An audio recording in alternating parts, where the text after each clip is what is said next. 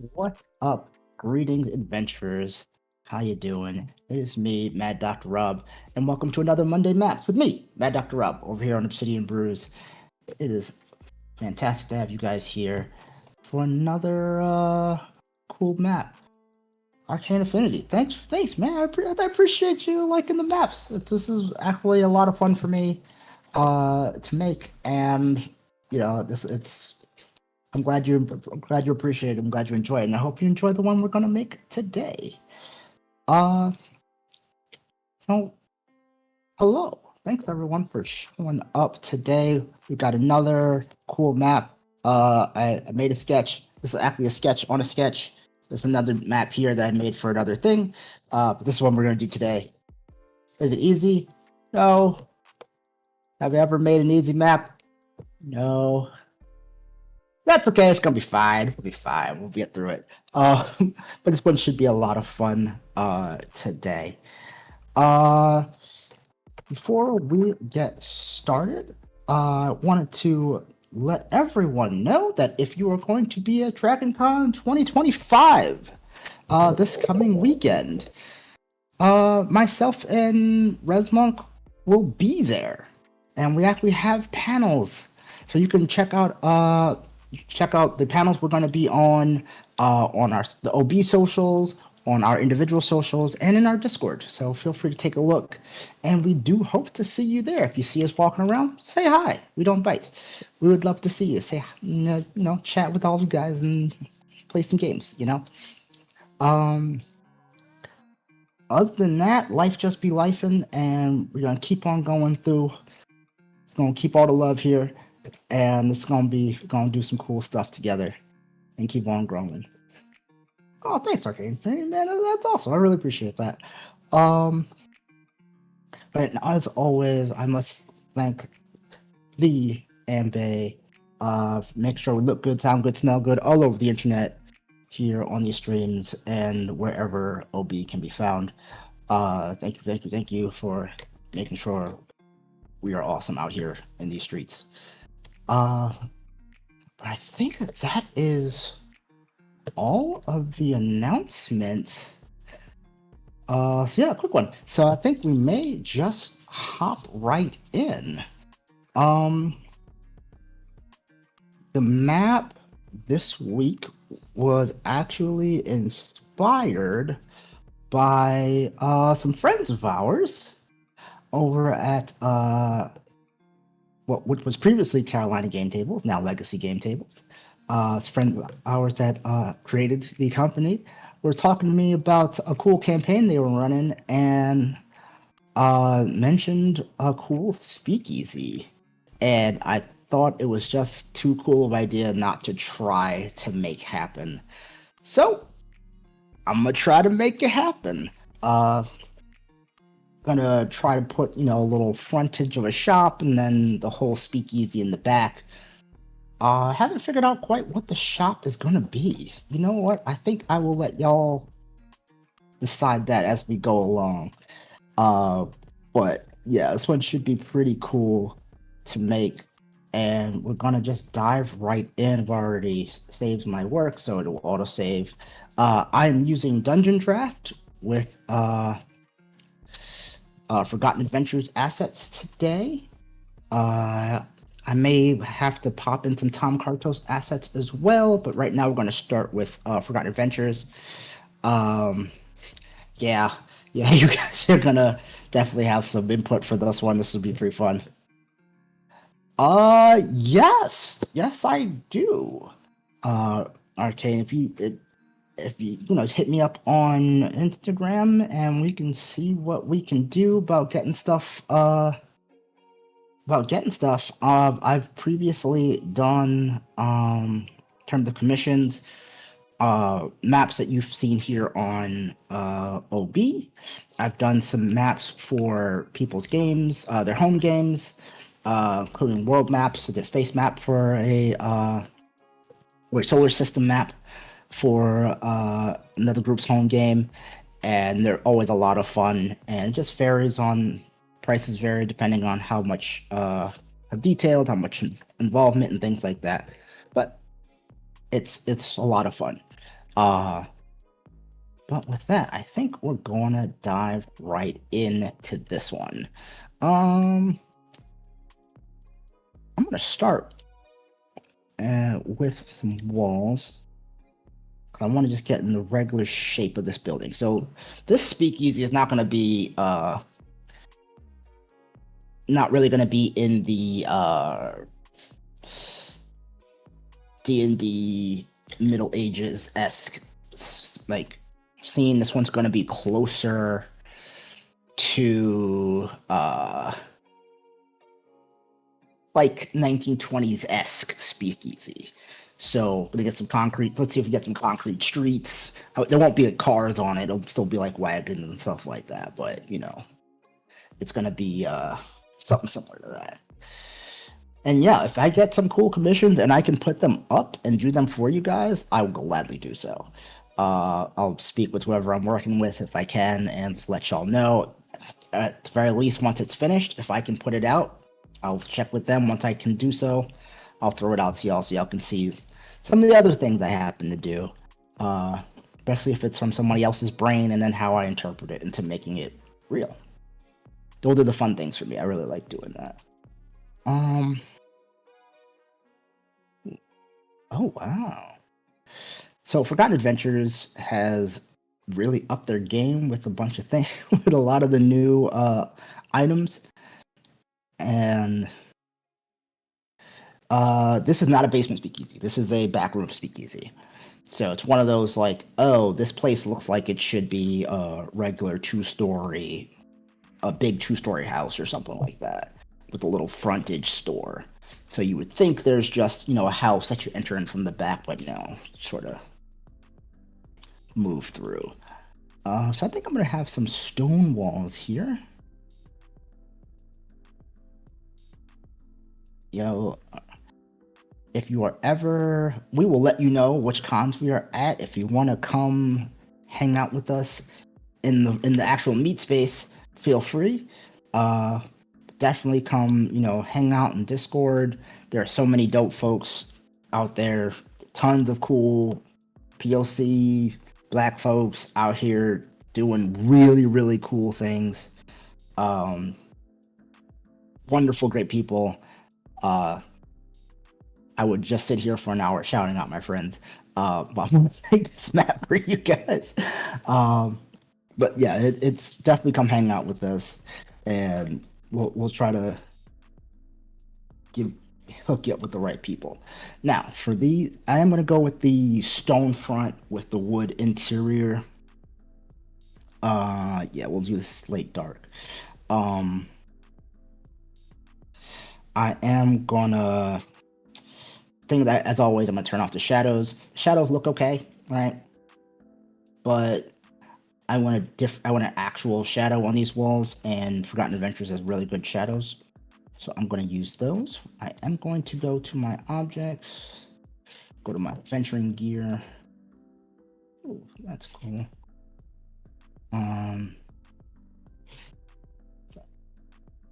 Oops, there we go. Get my worlds, and then sort of plot out where I'm going to be. That's always, if you've seen my thing before, that's sort of always how I start. Get my points in, and then I just sort of connect the dots. It makes it really easy if you're doing this by yourself. 14. 16. Go all the way to here. I think I'm going to bring this out. If not there. Go to 8.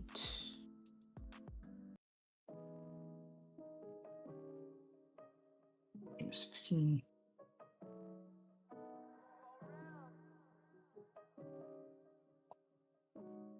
That's your outside. Then I am gonna, so we'll use that.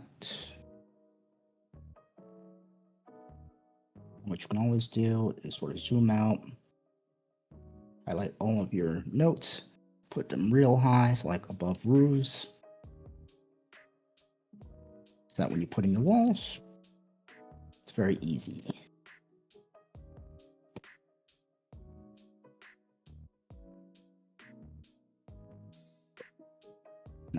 sworn I turned that off.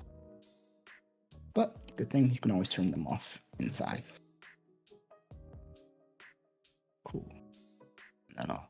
So what we're gonna do now is go back to our object tool. And we're gonna roughen our walls.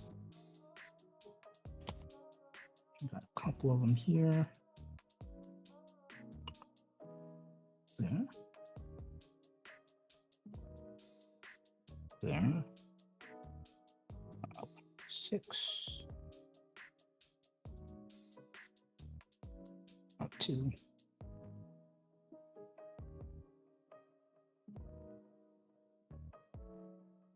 And for those of you who make your own maps at home,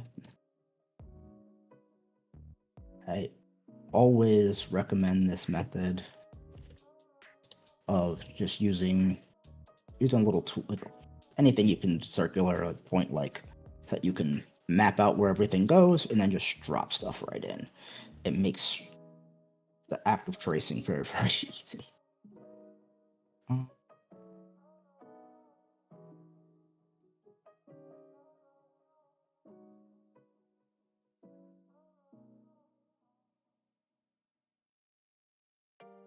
We'll see how that works. And the good thing is we can always move walls around, so it's not too bad.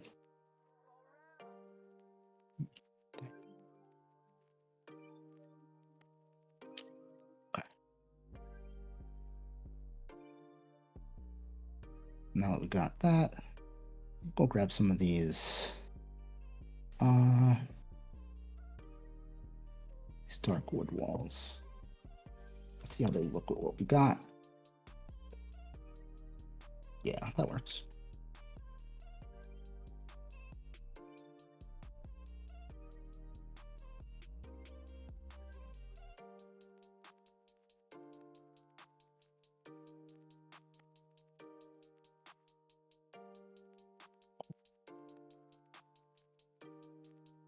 We need to put these above the walls? No, but it makes it easy to remember when you delete them. So from this back wall, we are going to go all the way across. Here. Here.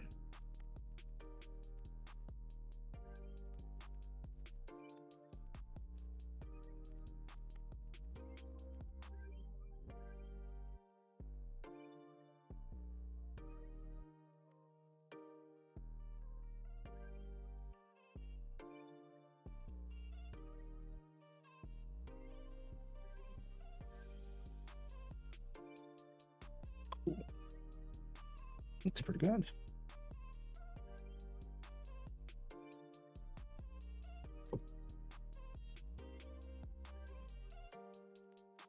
That should be... That's a general outline of everything, so it makes it pretty straightforward. But with that, we can start pulling some stuff, pulling out all of our original points. But do a couple more. Because what we're going to do next is put in floor.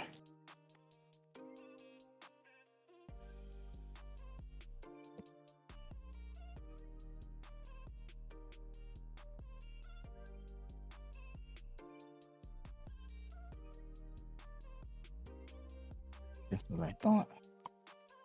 I'm going to have to edit some of these points. Bloop.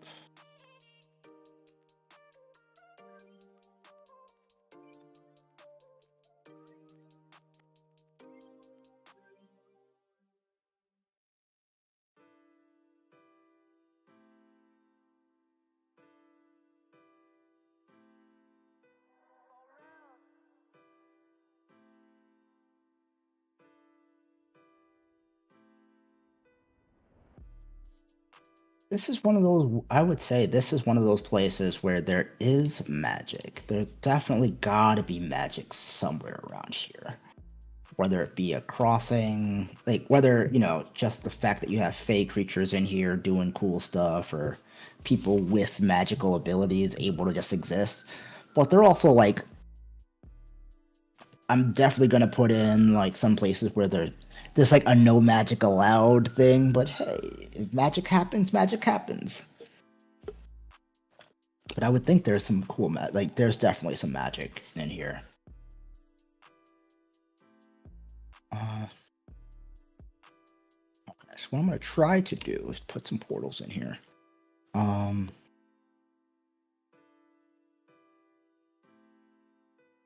So we're gonna have this is the regular dark wood door frame.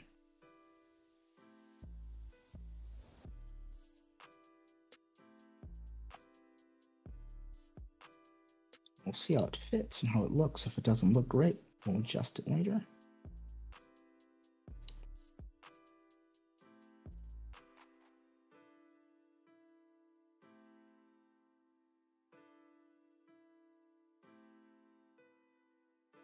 That better.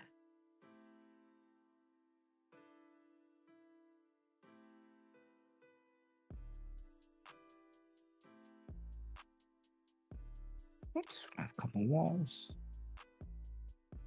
Work them in now.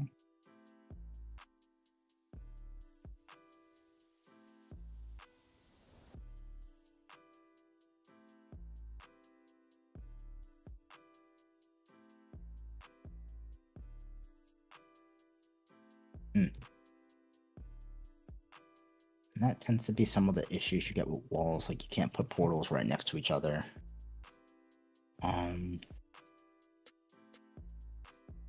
But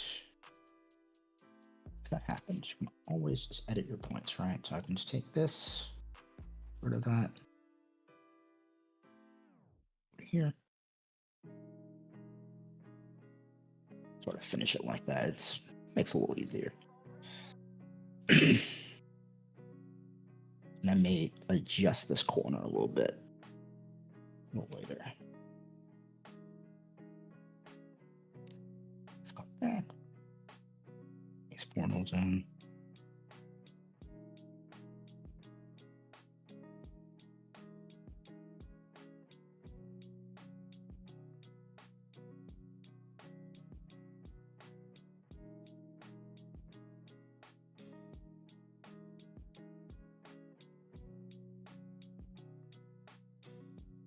This would be a heavy door.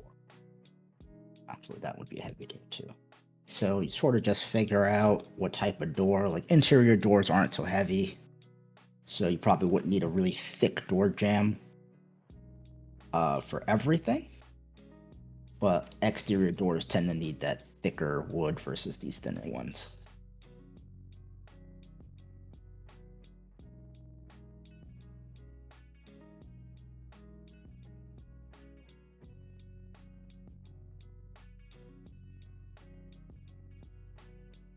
Starting to see a building come together. Oh, what made me get into streaming? Oh goodness, that's a great question. My friends mostly originally would, and this is back, I've always made maps for whenever I run games, so I play in many games, but I run games mostly. And this was one of those things where I used to make maps while chatting with my friends. So they'd be playing something I would not be playing, and I'd just go, all right, cool, you guys do that. I'm going to make a map for our next game, or just in general, this is fun to me. And then I just put it on and they could watch while I do it. And they were like, oh, this is cool, you should stream. And I was like, nah, nobody wants to see that. Nobody wants to see me stream. And but they're like, no, do it. And I was like, no, that's okay. I don't want to do all that. But since I joined OB, it was one of those things where I wanted to show off the cool stuff that we do. And one of those things was for me, it's making maps, showing people that black folks out here make maps. And that, or at least we think they're pretty cool. I think they're pretty cool. I hope you guys enjoy them. But if you guys wanted to check it out, they could, and just hope people vibed with it.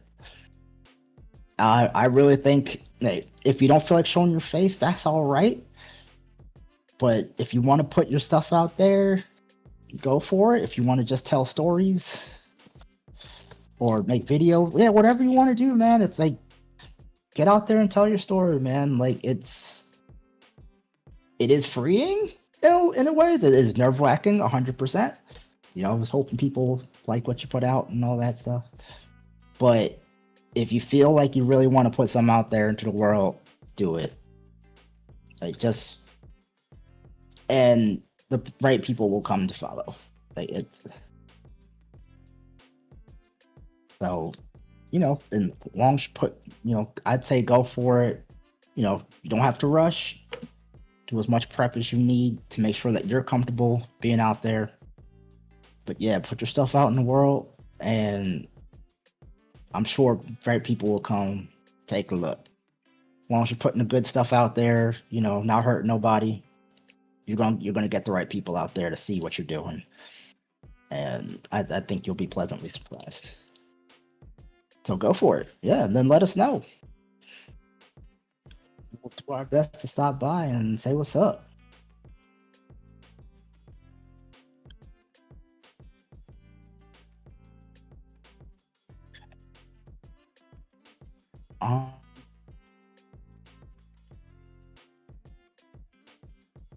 Yeah, what type of stuff are you thinking on putting out there?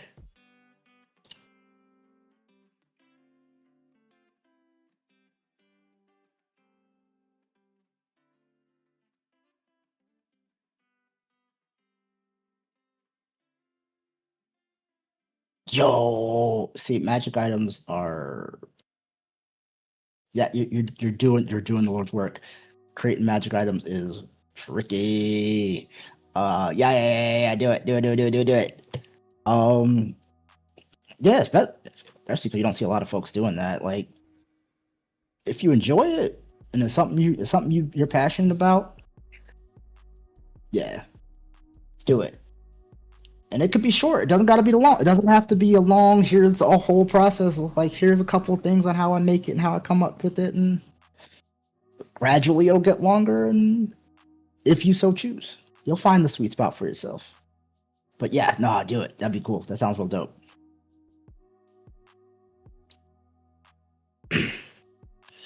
But yeah, okay. So now I'm gonna start throwing down some flooring in here. I think I am gonna go for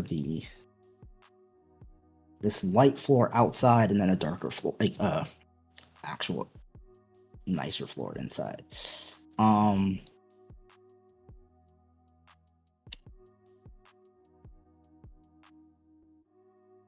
You got it.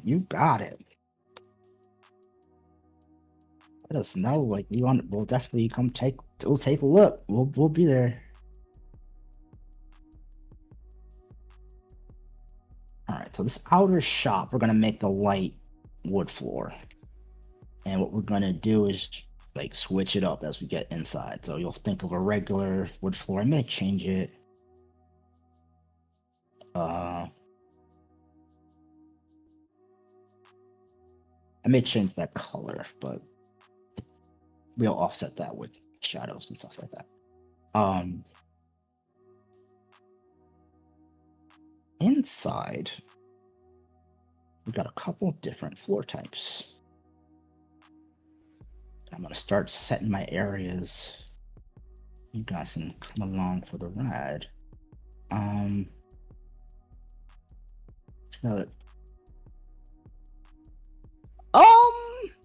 The horse parking's in front. Like, it's not. I'm sort of picturing this like an alleyway, and like so that people wouldn't know there's stuff going on, but there is a way to get out and run. Do I play multiple different types of RPGs? Yes. Oh my goodness, yes. I started playing D&D. Well, I started with Pathfinder. I started making some stuff up, and then that went poorly. I started with Pathfinder, switched to D&D 5e, 2014, and then branched out. I have since branched out and played the Alien RPG, uh, Call of Cthulhu. I've played Cult, not my favorite, but I've played it. Currently doing the Cowboy Bebop RPG. Currently learning the Expanse RPG. Gotten to run Ninja Crusade, done by Aloy Santa. I got to run those games at Gen Con for anyone who was there. We got to run some games over there. Got to play in Part Time Gods by Aloy. So we've gotten some really Savage World. I've gotten a chance to play. Yeah, it was last year. So I've gotten to play a whole ton of RPGs, and all of them are fun with their own little twist. Most of them are fun with their own little twist. Some of them are not for me. And some of them I haven't played yet. There's some I really do want to play.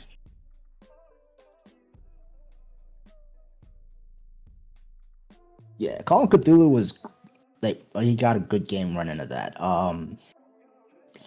You can actually check. Yeah, Call of Cthulhu. You can tell very good stories in Call of Cthulhu. Actually, was part of a group over on Queen's Court Games, brought together by Laura Tutu, the multi-award winning Vampire the Masquerade player. Brought us a squad of us together, and we actually told an insanely good story, which wound up winning multiple awards, which was even more insane.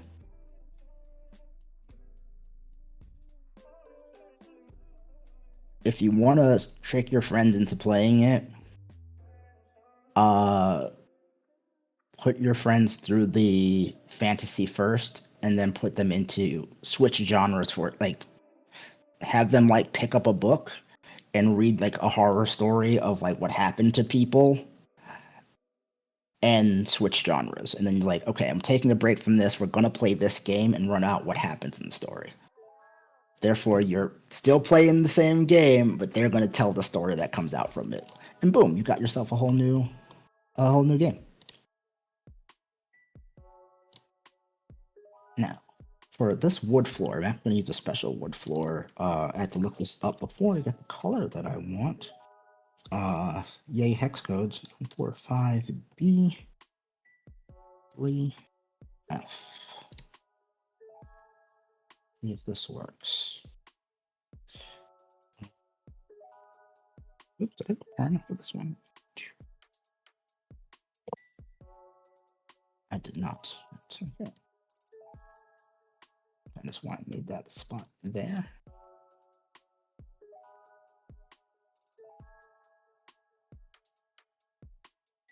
Mhm. 2, 3. 2, 3. 2.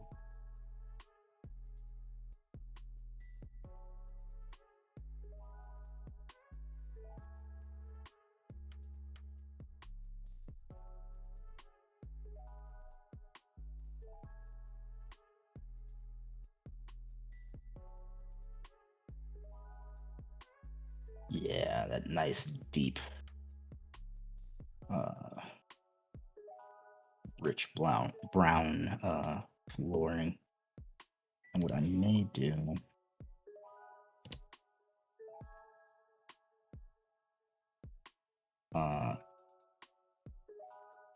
this is just a trick for when you put down floors, is you can just turn them 90 degrees. So like I'll keep this regular pattern, but once I put it, I'm gonna turn it 90 degrees just for this. Right. It breaks up, especially when you're looking at two different floors or the same type of floor. So it'd be something similar to this, where you now know you're in a different room. So what I may do, and I think I'll just do it now, is pattern tool. So like this one.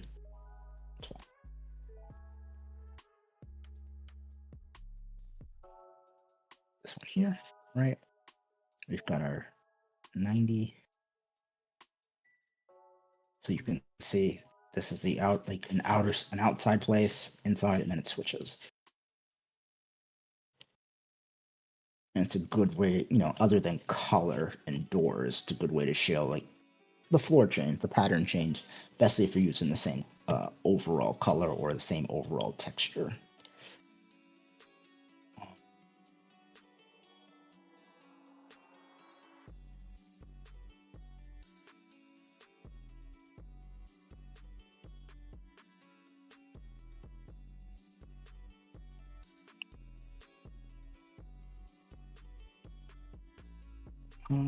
As always, these will be bathrooms.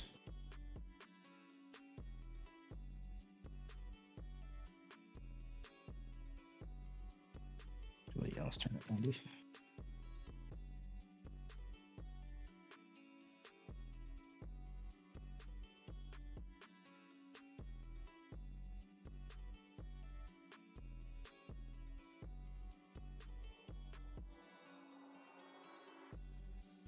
Yeah.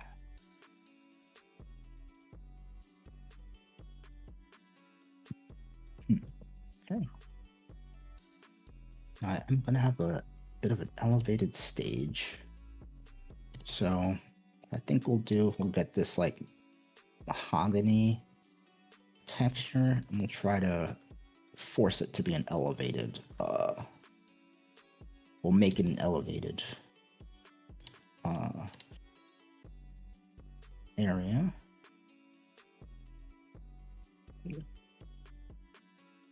And this little dance floor, because you gotta have a fun dance floor. Right there.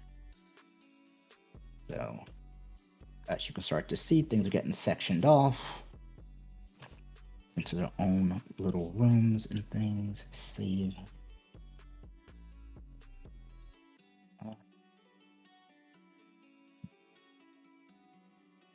I do like the stained floor.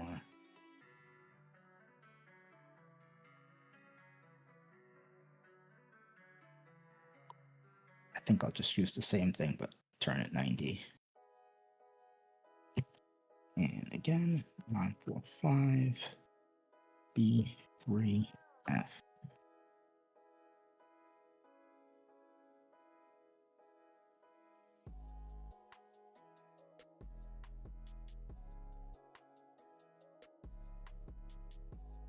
And I'll put some accents in there to show off the rest of it. Now, what is cool, as always about this, is that we can create terrain. Now they sort of just alphabetized all the terrain, so it makes them kind of hard to find. Somewhat. But we can always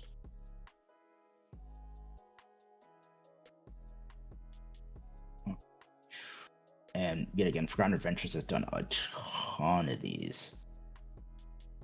And some of them are basic, some of them are crazy. But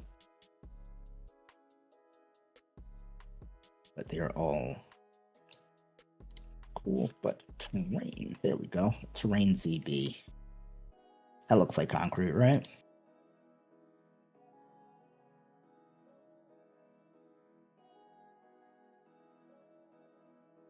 There you go. That looks more like concrete. And what we can do,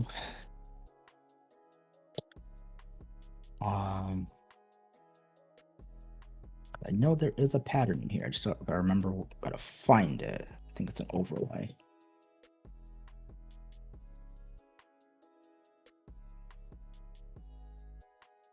Oops.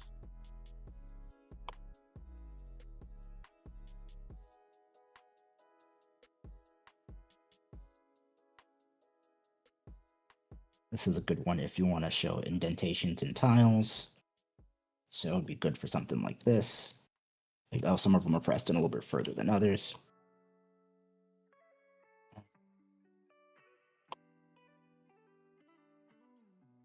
Can outlines. No, just some regular metal joints.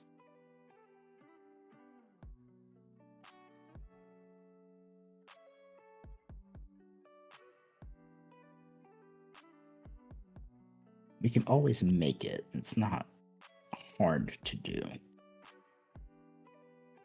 Sometimes you hope they have it already ready, but that's okay. We'll just make it. Only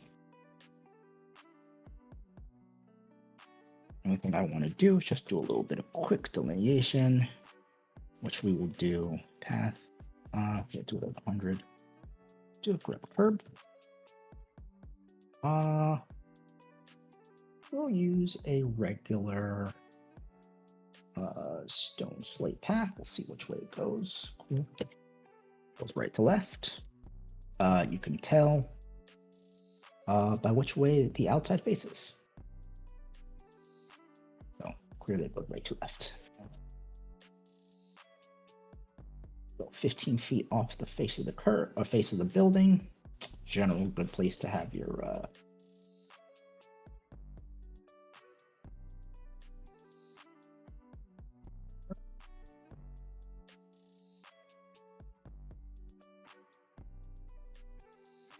push the building out a little bit further.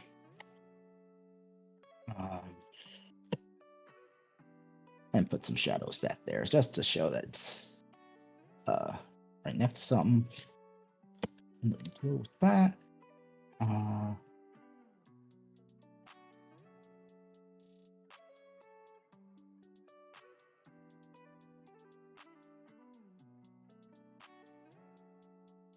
We alphabetize these two. Oh goodness.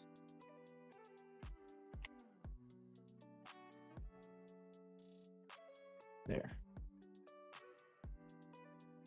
I'm looking for this wibbly wobbly step, or that is what it's called. Wibbly wobbly step. What we're going to do is underneath this, I'm going to turn off the make this 2. Underneath the curb, sort of grab the corner of it. And this is going to be the first shadow we throw in. But if you see, once you drop it down,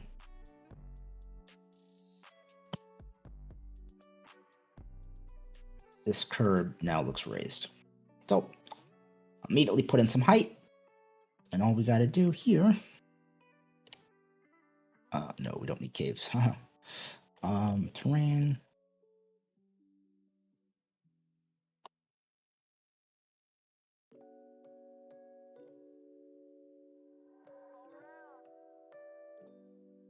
So, that's one of the great things about Dungeon Draft is you got these terrain tools. So the first terrain will do the whole thing, hence why all of the general floor turned into concrete.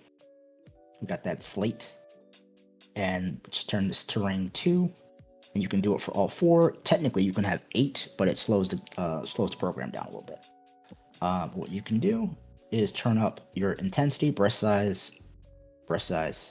Intensity is how fast it spreads when you place it down.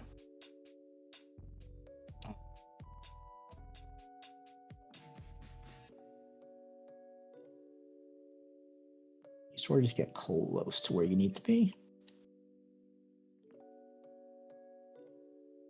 Sort of be careful about it.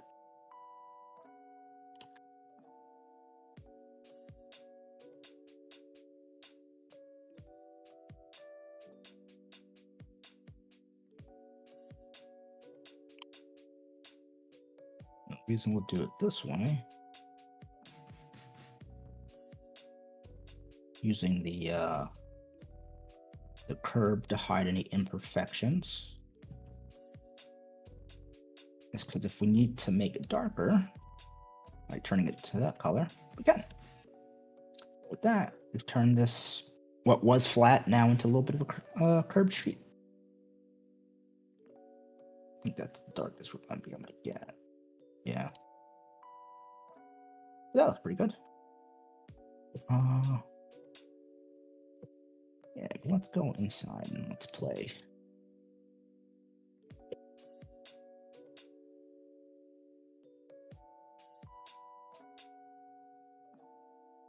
The fun part about all of these various things, you can use them in a variety of different ways to turn things that didn't think were important, or you weren't thinking you would use them. Like this is the hip of a roof, like where the roof straddles down. Typically, there's a long piece of wood on top, so that's your hip. I'm using that as an edging for this. If I'm not mistaken, yeah, I gotta take the smoothness out. This will give me some more sharp curves. Do the half, tap half, half, tap half.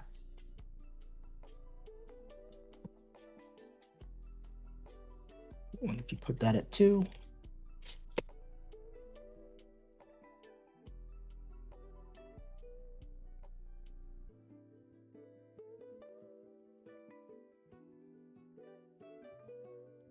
and find our there.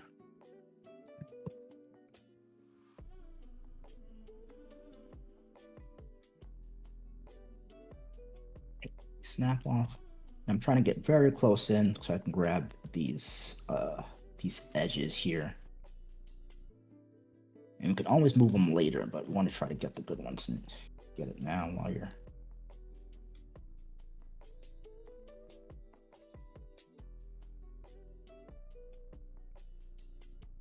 This one I will turn the smoothness on because it'll wrap around a little bit easier.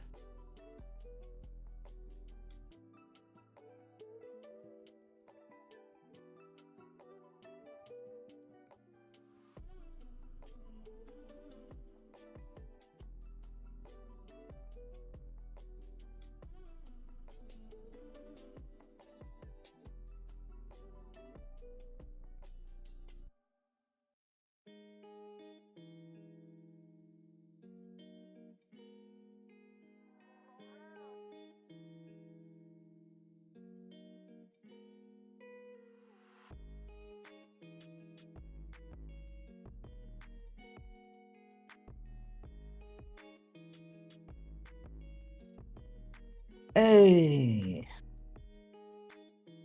Res Monk is in the building. What is up, Samurai Walker X? Res Monk. As I stated earlier, Res Monk and I will be at DragonCon. Multiple panels, so come check us out. I think our panels are Fridays and Sundays, so check the socials or Discord, and you can come check out when we're gonna be doing the things. If you see us while you're there, come say hi.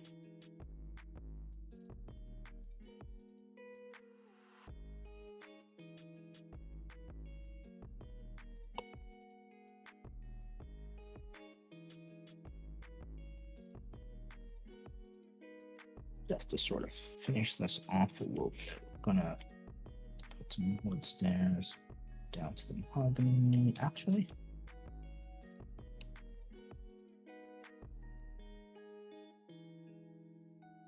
drop this to.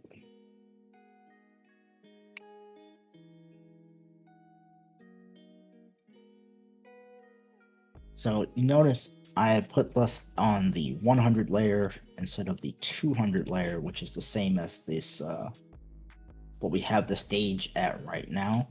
I did that strictly because of the shadow, so it sort of shows that you are stepping up into a higher space. And what we'll do to accent that, where am I?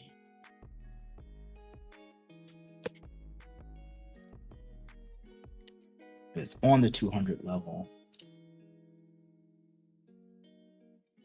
Grab these railings.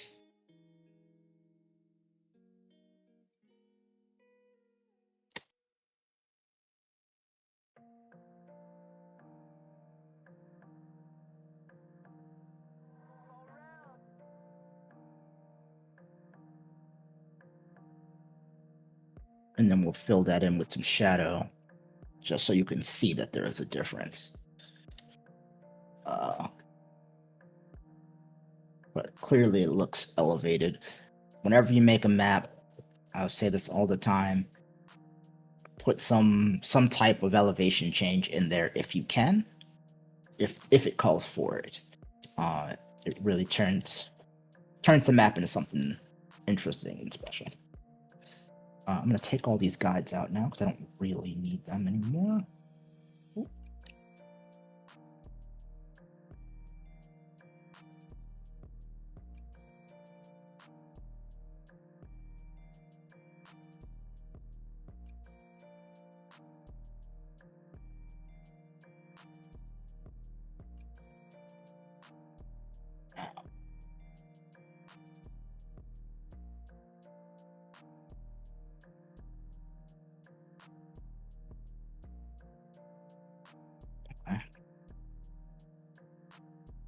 Now, another little map making pro tip that I learned from some random site on the internet or somebody's map making tips.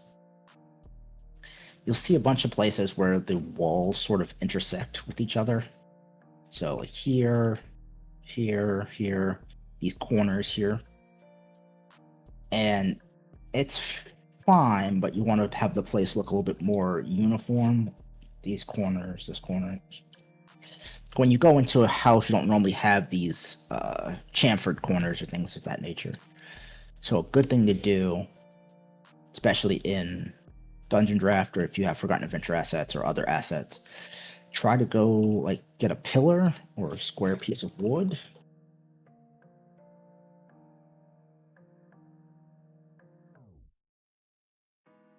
Find something that looks good. So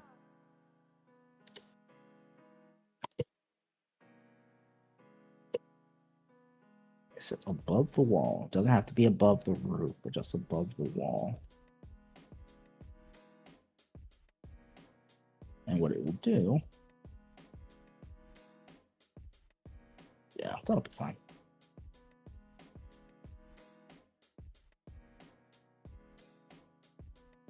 Is it sort of fits in with these corners, right? So now it looks like things are supposed to be there. It's supposed to, there was a matching right there. For whatever walls intersected and things of that nature. You could also do it here. But let's see. Sometimes, well, stone wood. Brickwood. Sometimes they have the corners here.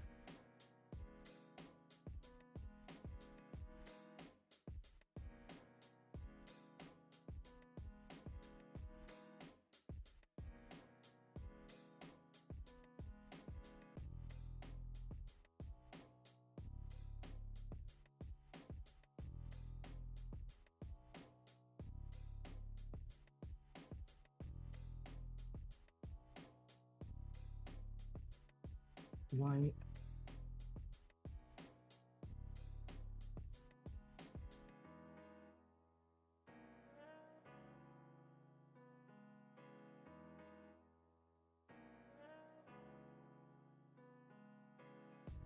Yep, sometimes you can get lucky, sometimes not so much, but I shrink it by just enough.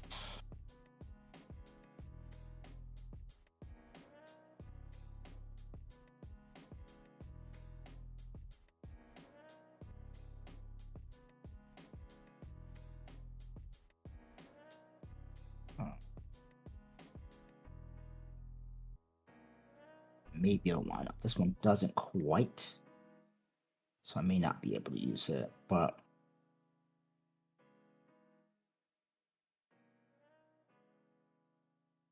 I may be able to fit it.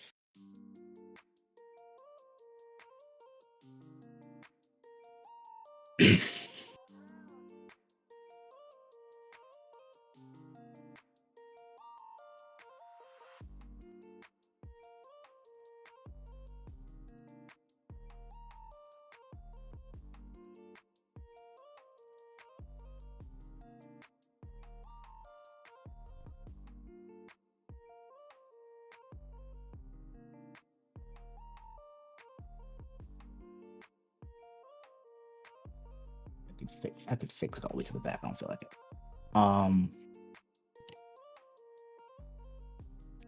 But yeah, I can adjust that a bit. But it is something that's adjustable. If you don't really like the look of it, or you think something's weird, there's gonna be more stuff around that will catch the eye. And I can always improve that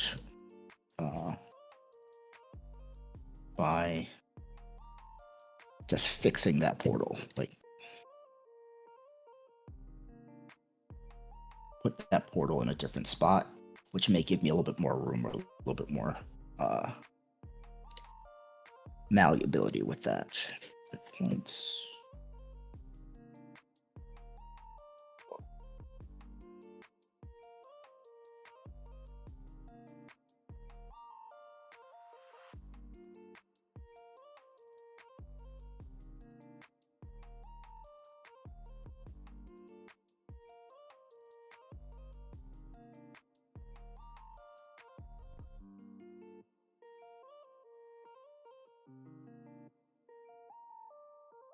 Yeah, see, this may be able to fix that issue. Sometimes changing the distance between your nodes will change the arc or the corner which something turns, so that when you use these object tools, right, it could fit a little bit better. I'll call it fit a little bit better. And we'll take a look. We'll figure it out. But that's a later problem. For right now, let's get to dropping some stuff in. I think the first thing I wanted to do,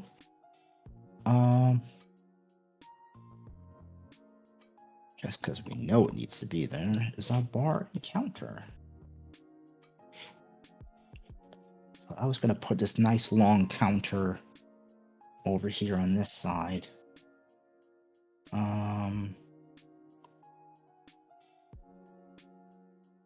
Part of me likes this lighter color, but I also think the like the dark, the walnut or the mahogany would look really good.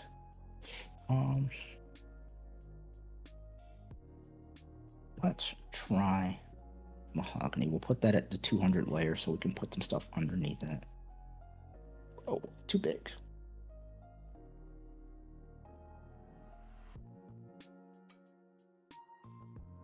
Two, three. Cool.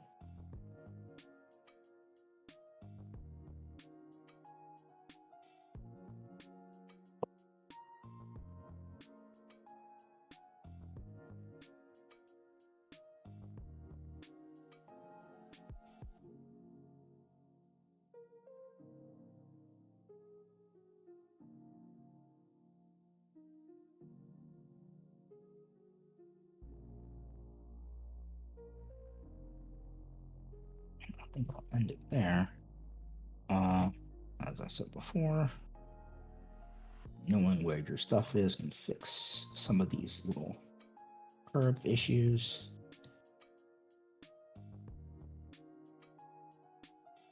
I don't love this turn, but that is exactly why we have these guys.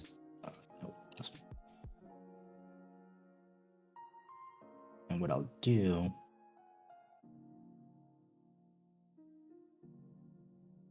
is, honestly, I'll leave the curved one underneath there just as a place. You can leave the curved one there, you can take it out, you can move it. I actually don't mind taking it out. Ooh, this is too high.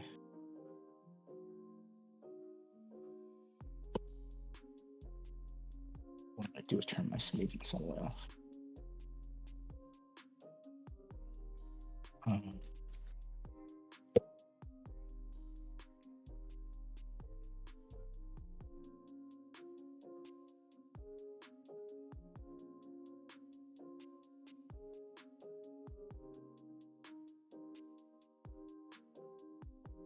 Yeah.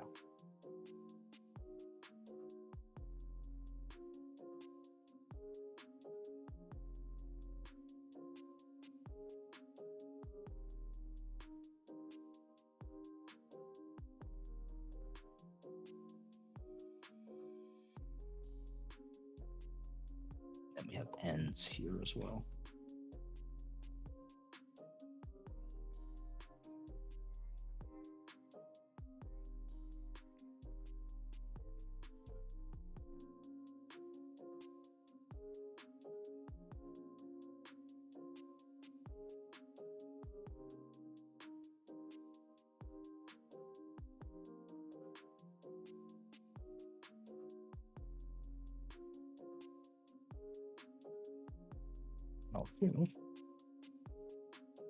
Now that we have what we've been for, we can bridge any gaps we need with the rest of this. So that, make that.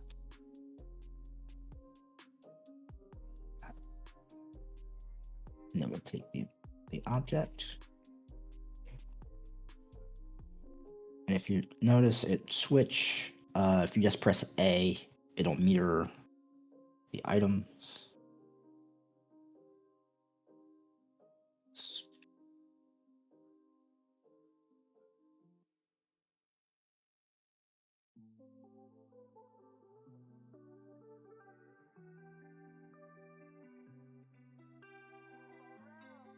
I'm gonna put this at the 200 light layers so that we can throw stuff underneath it, like chairs and things of that nature. And this is a bit far out.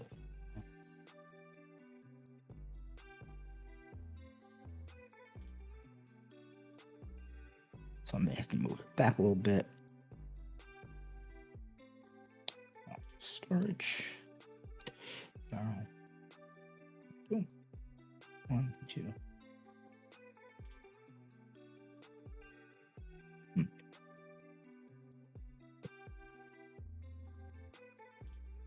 It's harder to see with the checkered floor. But it's all right. It's just a little bit extra room to move around.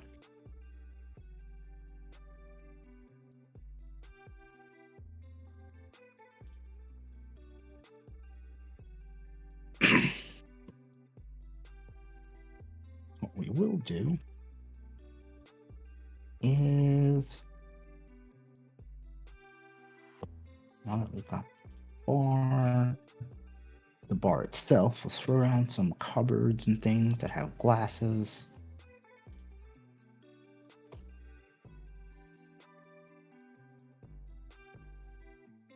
Cupboards and wardrobes. Now, typically these are just shelves and stuff like that, but shelving here is typically full. So we're gonna have some stuff that's full.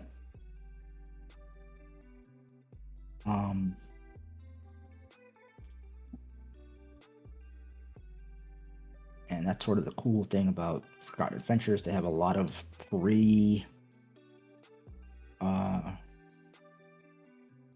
pre-filled things. So a lot of bookcases, shelves with a variety of materials on it. And honestly, some of these we're going to use. This is more speakeasy.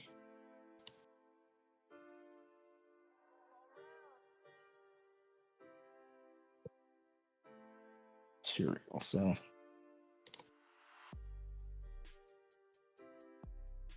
things like glasses and bottles. Now we're not gonna go for like food and things.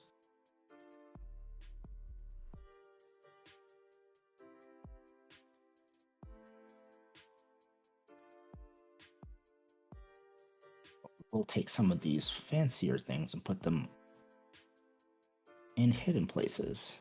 Nothing's more fun than putting something hidden in your map.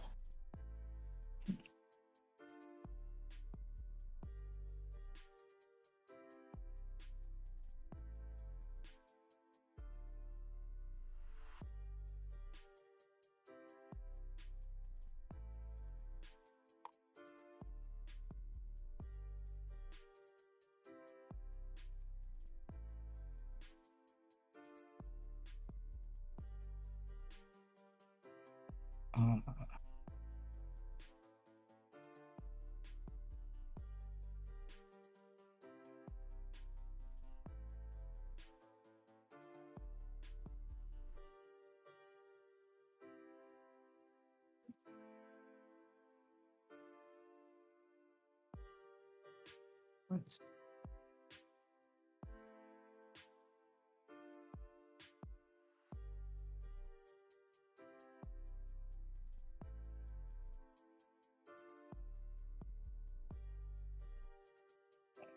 They may have done us a little bit of a favor if they kept this up. I don't know if they did.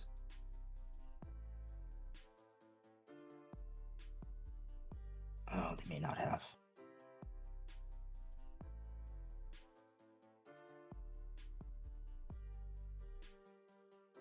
What I was looking for are these,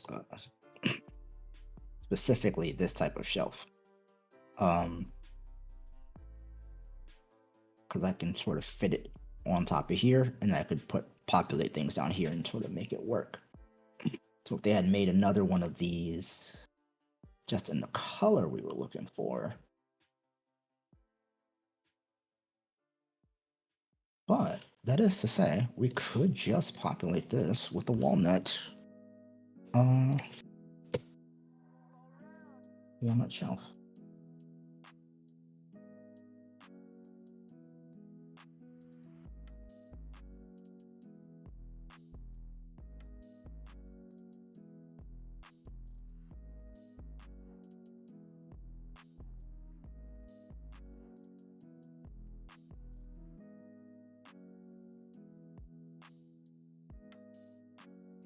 Do that works.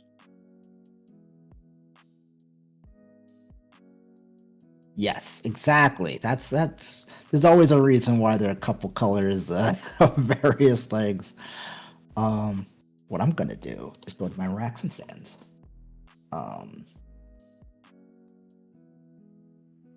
Shrink this down. I'm gonna put something on top of it. But let's see if this works. We're gonna try it. It may work, it may not.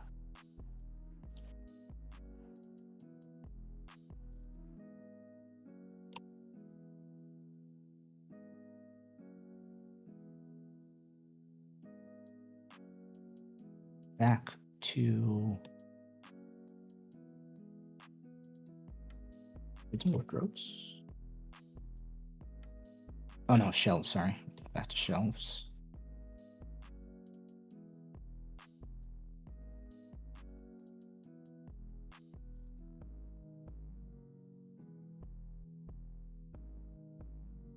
I'll take this one with the pouches. Yeah. I'm gonna just put it right.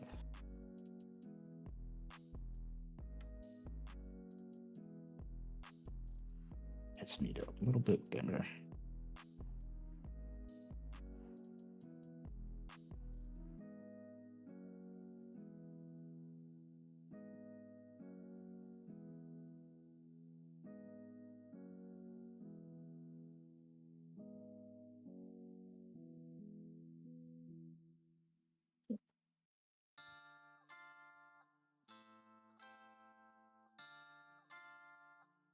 There it is. And to put that, to sort of emphasize it, I'll put a 300 just so I can put a shadow on right underneath it to show that these are below.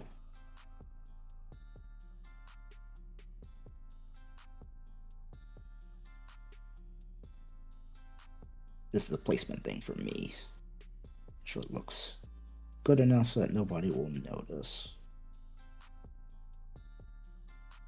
There.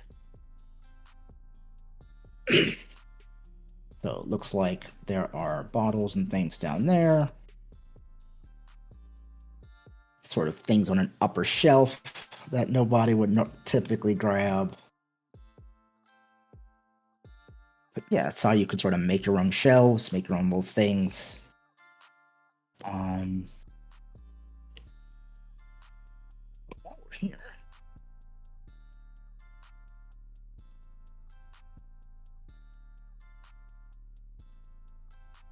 Stuff they did. Okay, good. So we'll go back to our storage. Barrels. We got tons of them. So we got big casks, small casks.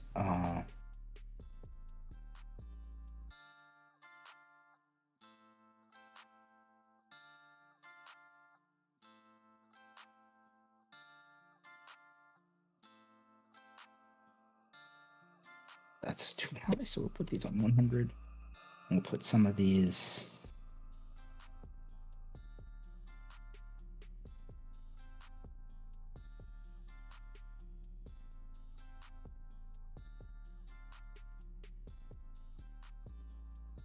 Yeah, we'll put a couple underneath. How many can we fit? One.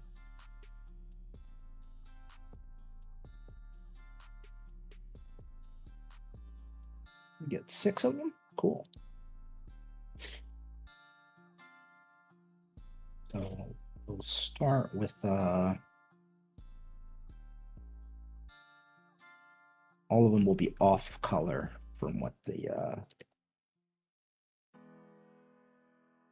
what's here.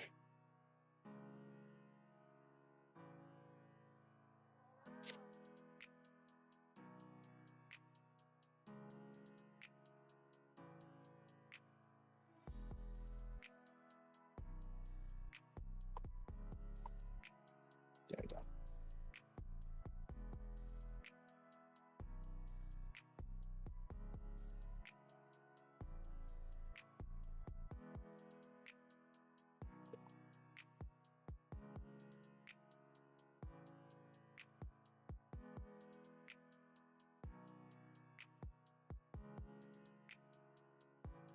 Really, there'll be a variety of tapped spirits. And hey, why not? We got some extra space.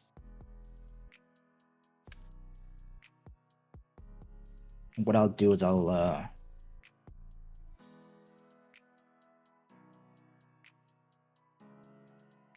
may pull this. I think I may have to pull this in a little bit.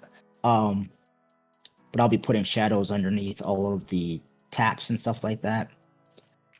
Just for understanding. Shadow circles. Shadow circle. If I put it underneath, you can sort of see the tap better than if it's not there.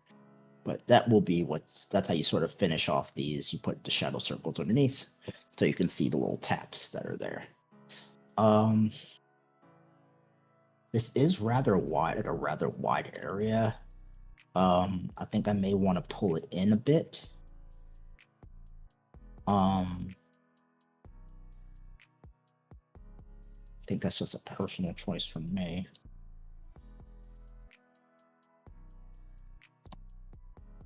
Try to do. We'll see if it works. And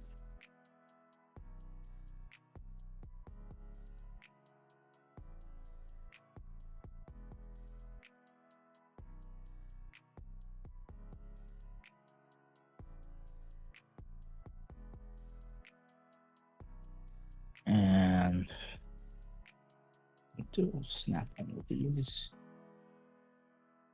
Yeah, cool. And then we're just gonna slide all of these up.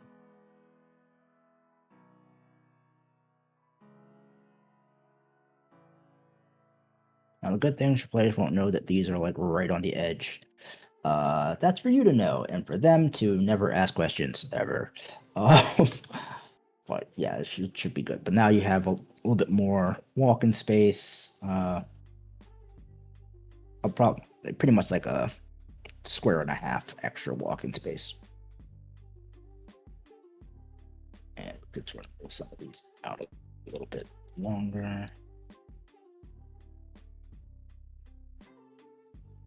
Really, we could actually.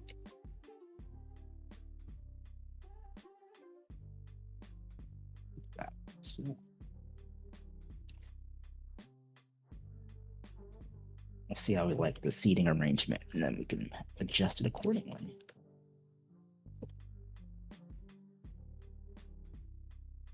Now we're gonna do another cool thing. This is sort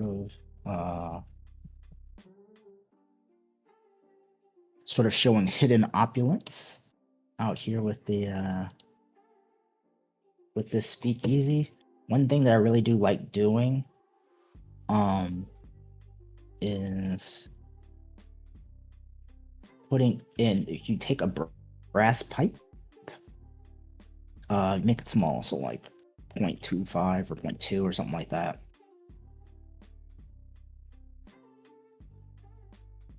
We can make it a little bigger than that.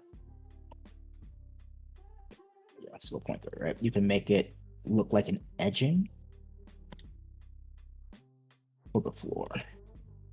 So something similar to what I would do here, or what I'm going to do here. Just sort of take it and just ring the area, and it creates a linear delineation between the two, which is kind of nice. And what you can do a whole bunch of things with that. So pattern shape, gonna go to our patterns, right?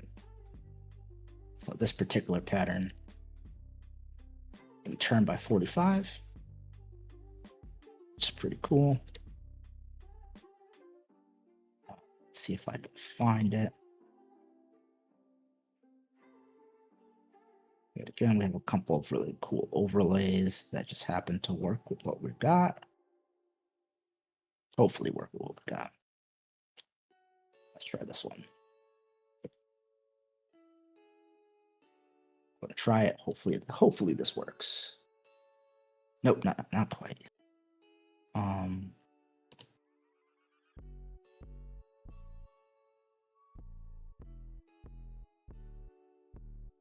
There we go. But yeah, now you have the outline dance floor, the gold trim. So now when people are looking at your map, you can see clear delineations between one floor and the other, and go, oh, that's kind of cool. This looks pretty dope. And hopefully they understand what's happening. So yeah, they got some cool square grouts here, and a couple others like they're weathering, wood damage and weathering. That can make it look really cool. I've used that multiple times just to show actual wear and tear and damage. But yeah, just that little bit of overlay can accent the space that you're in if you got a chance to throw that in.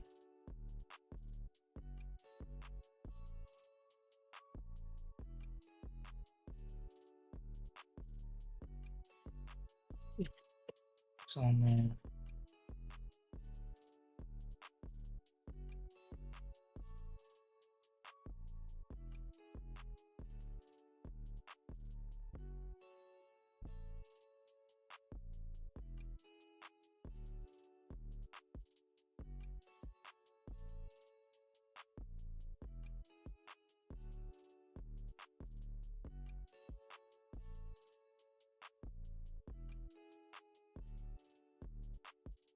The long wall mirrors.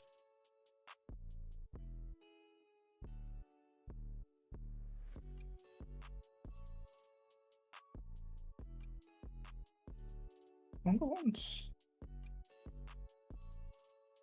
They don't have the extra long glass mirrors. What we can do with that instead is go to art and use frame paintings and get like a really ornate frame painting, something like that.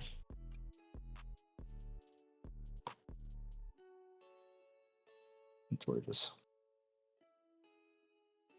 at that 400 layer, just sort of sit it on top.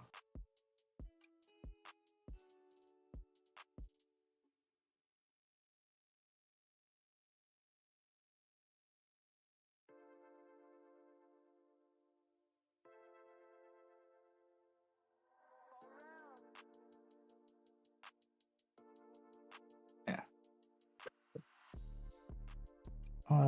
As always, if anybody has any questions, feel free to pop it in the chat. I do my best to answer if I can.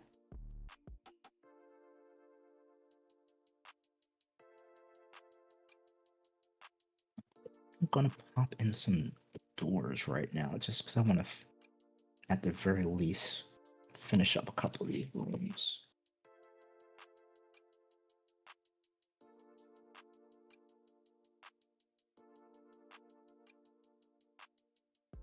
Only one that won't have a clear doors here.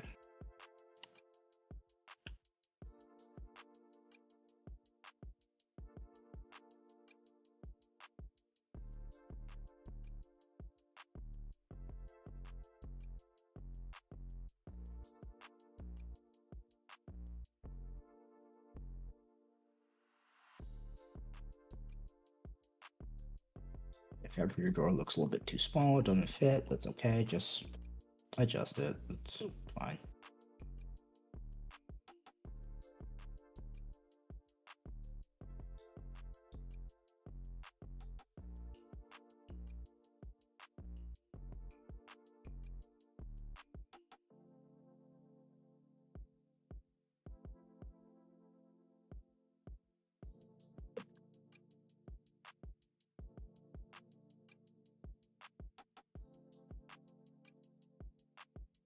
I'm gonna start just throwing some stuff in.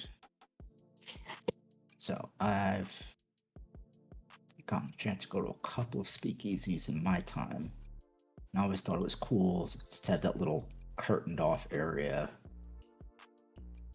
So this is a double.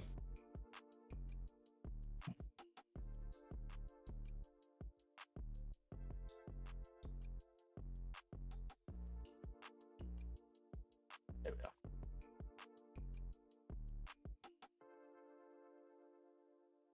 What you want to do is add the 300 layer. Throw that there.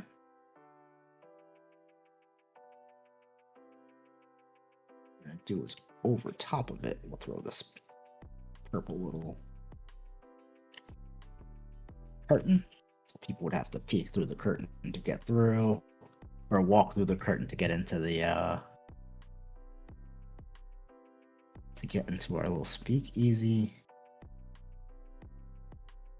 And seating, chairs, stools.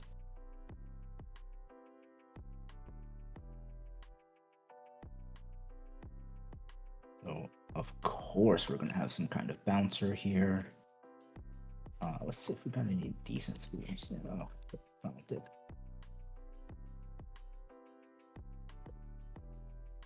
We'll have our bouncer guy just chilling right there.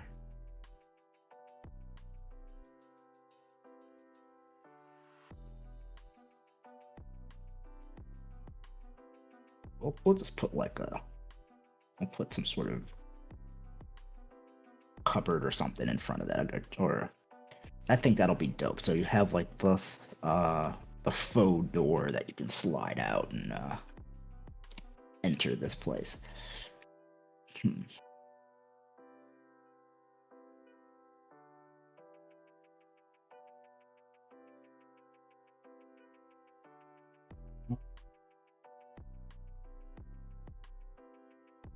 I think I'm gonna make it a cupboard because I don't know what I wanted to make this place to be.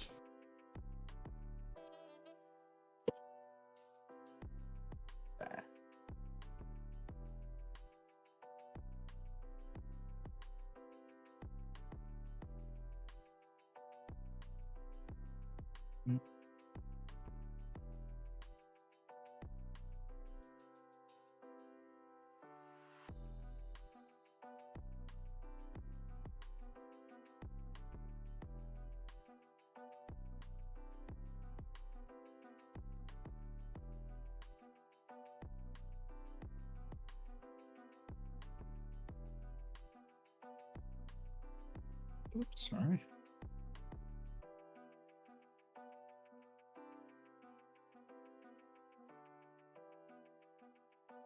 There's some quality pieces.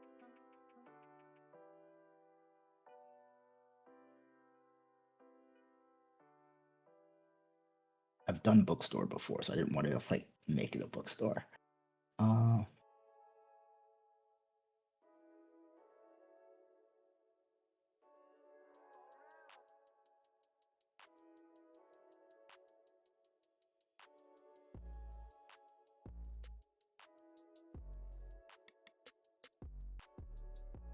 Or like a fancy one that's just that size, that door size, and well, too big.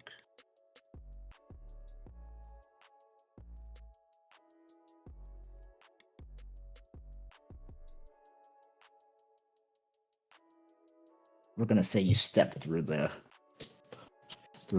cupboard and go inside. That sounds cool. I'm gonna put these portals back in.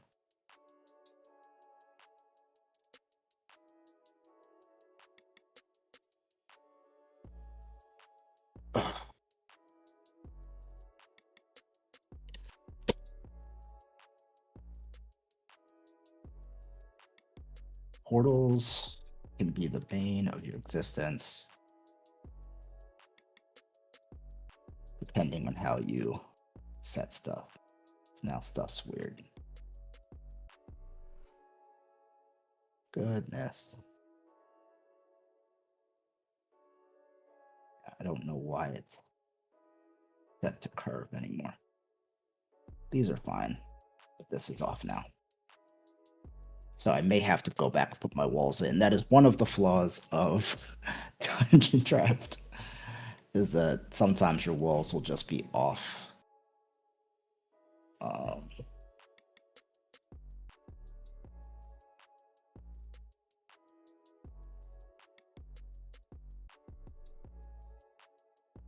And sometimes they'll just work. Okay.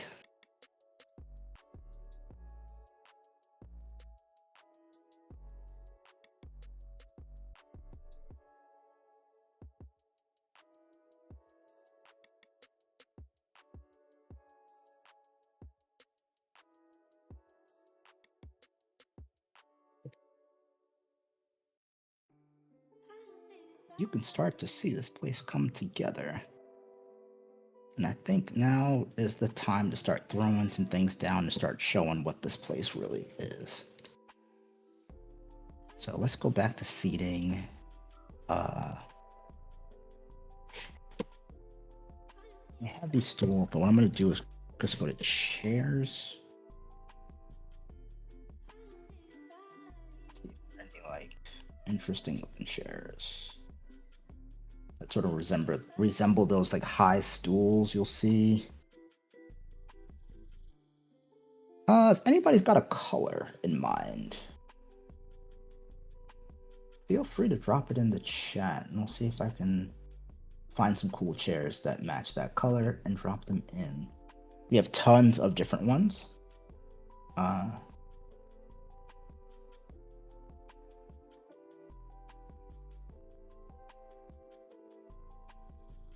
I don't want to give people the regular like stool chair. That's nah.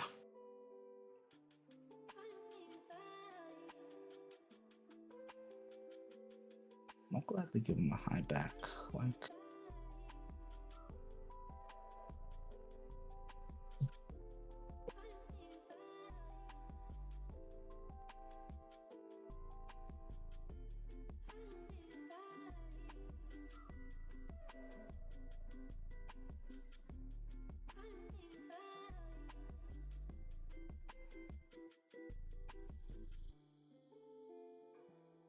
$300.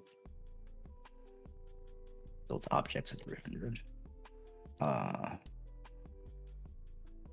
This path at 300. And we do that, so when we put these chairs at 200, they easily sit underneath. And we'll just sort of put them into place.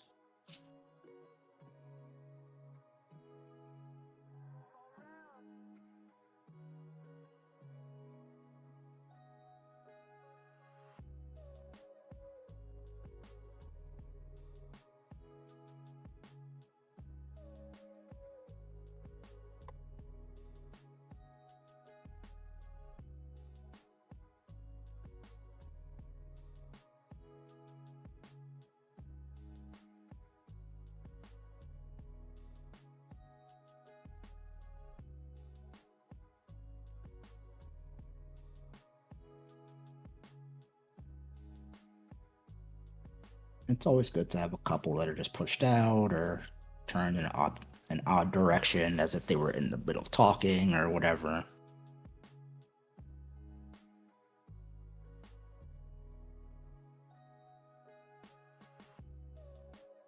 Yeah, I just want to give everyone their own little space.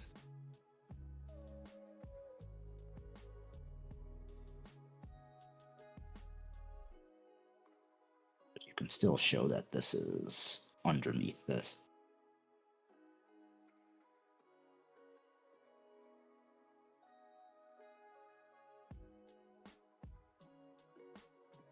Now, one thing I will put in here that's going to seem strange, but makes sense. It's a speakeasy.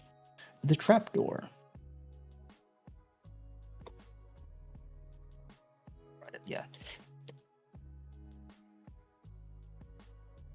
Because I feel like these are the places that have the underground tunnels. Like if something happens, the bartender hops and just drops right down the thing. So we're gonna put in a couple spots. You'll see them as I drop them in. But if they gotta go downstairs for some reason, they can just flip open the door and then crawl down. 5 foot's kind of big.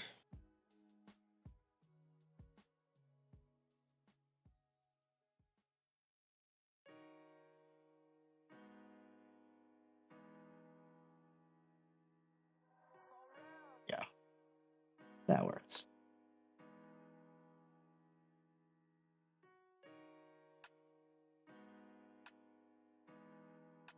Yeah.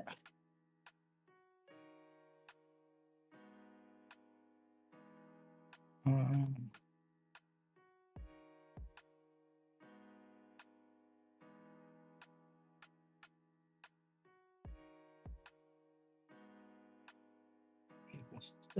desks. I want one of those smaller.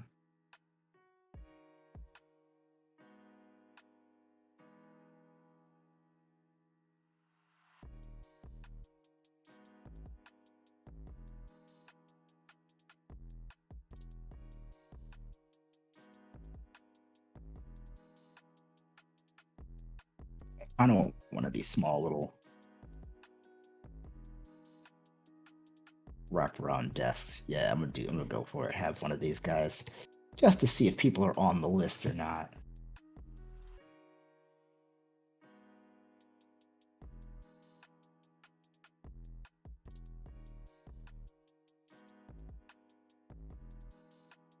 And then get another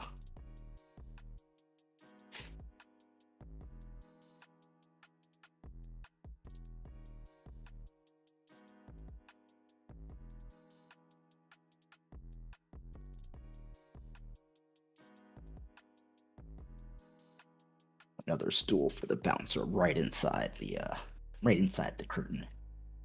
But with that, I think we can again start filling in some more of our items. So this is going to be a storage room. These are going to be bathrooms.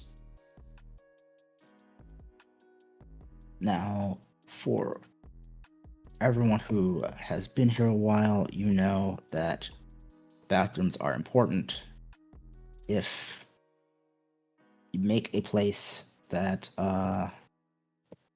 has an interior, it should have a bathroom if possible. It just makes sense. People need to use the bathroom.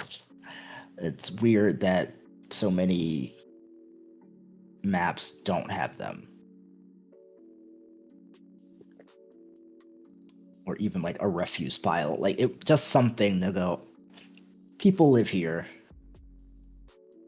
Or live here, work here, play here. There should be some place to relieve oneself.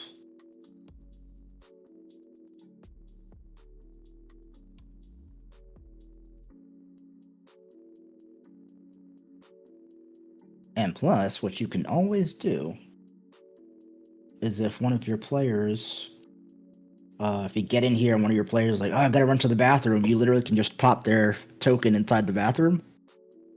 And the players can go, oh, they're still within the world while they're off doing something else. And so it keeps the story, it still keeps the world alive. It's a whole lot of fun.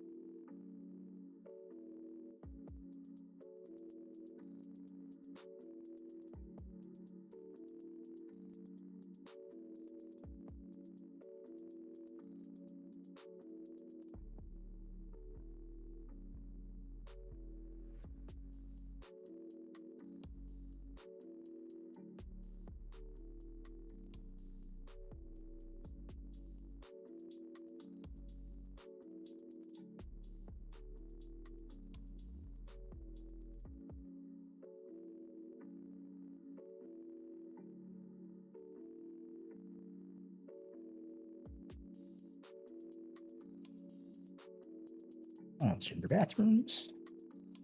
What we'll do, we'll take a wall tool, we'll do a single wall.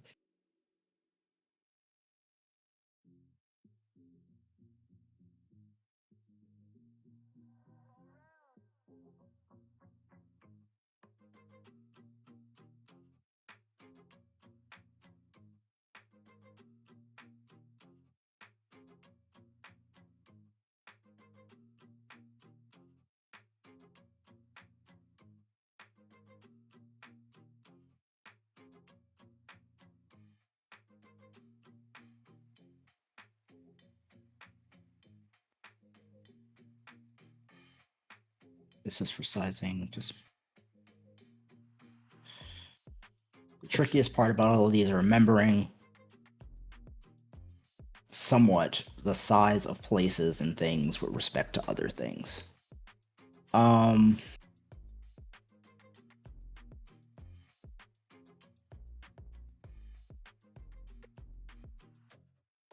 Yeah.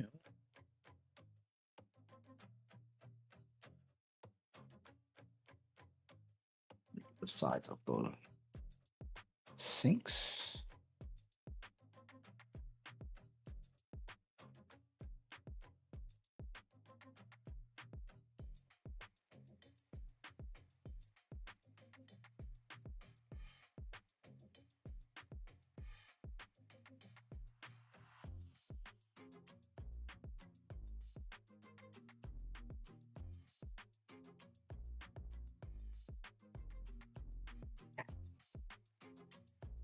Yeah, that makes more sense.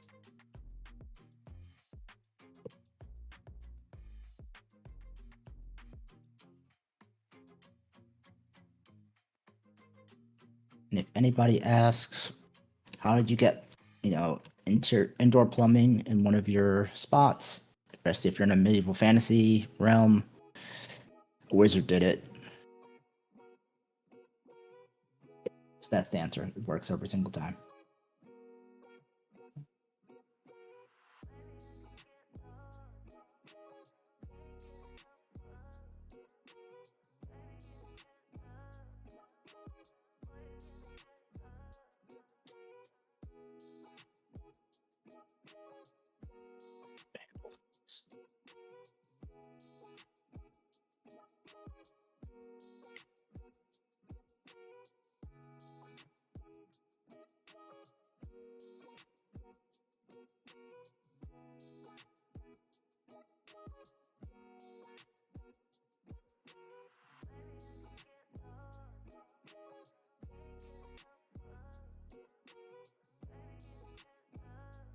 And as stated before, just grab a pillar.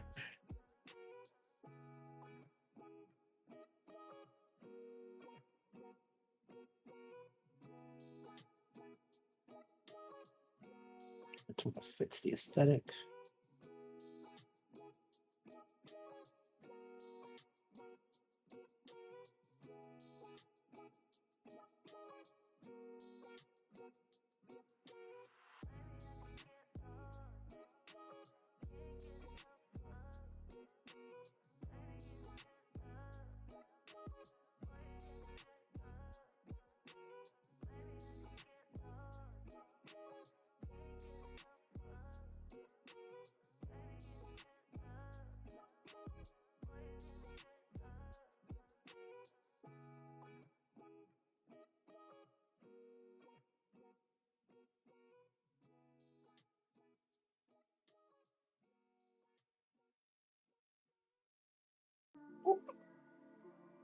With that, you have bathrooms.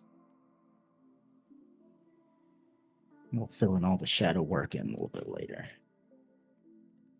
So you got a bar, got your reception area, got bathrooms, a dance floor, you got a bandstand.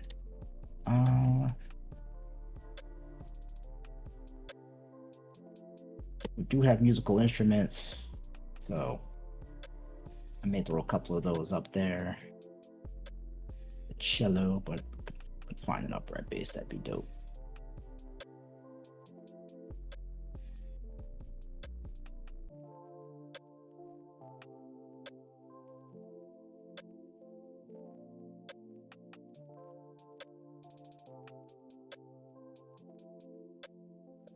Cymbals, drums. Ooh. They went ham. All right.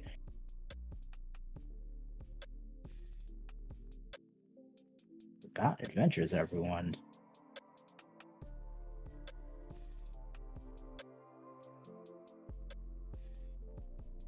Pick your instruments. They got it. That's cool.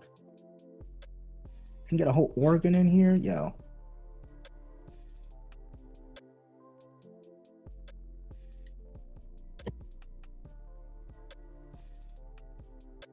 So yeah, we're definitely gonna throw in like piano.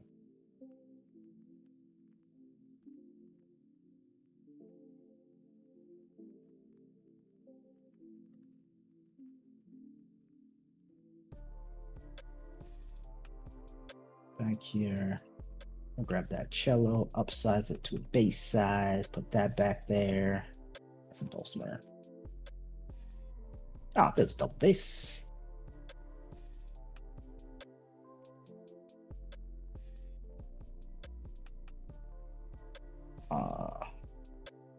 Let's find a stand for that. I can lay it down.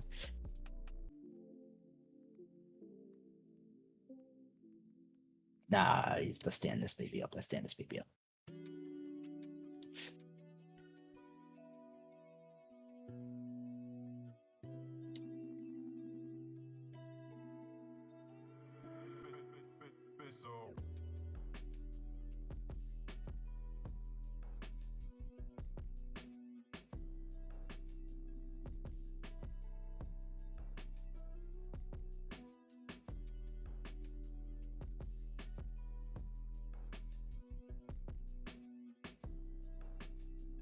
They got saxophones. Oh, okay. Yeah, we're smoothing now. Phoniums, French horns. Forgotten Adventures put a lot of work into all this. That's really cool. So you can have your. I've of course with a jazz band here, so I'm gonna put jazz music up here or jazz instruments up here.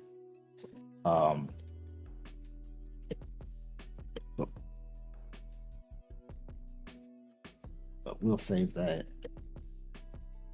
Cool. Let's throw some more things down. Sort of fill out this space now. I'm. Of course, you want to have people sitting down at tables. But of course, the tables are never that big. So we'll get a couple circular. Round tables. Get some nice ones, though.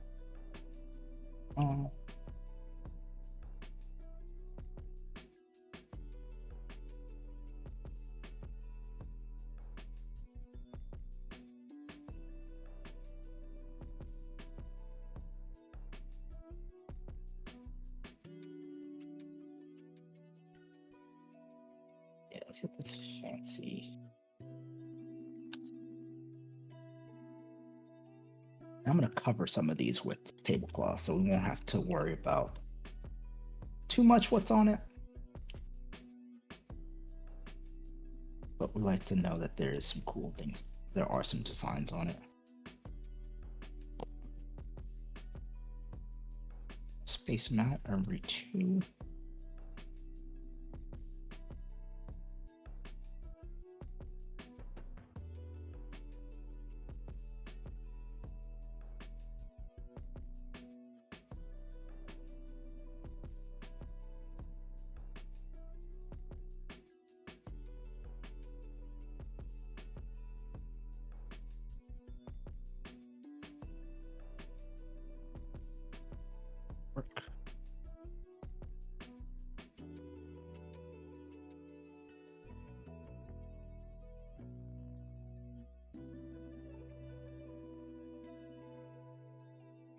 What we'll do is because a lot of the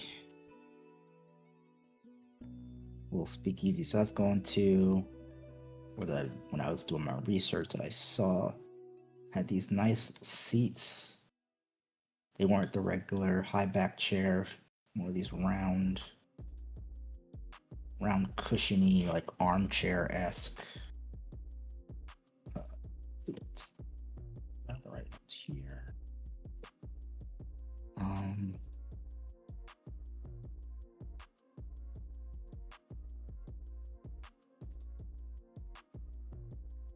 I saw them earlier. Gotta refine them. Yeah, that's a fancy leather. Yeah, purple.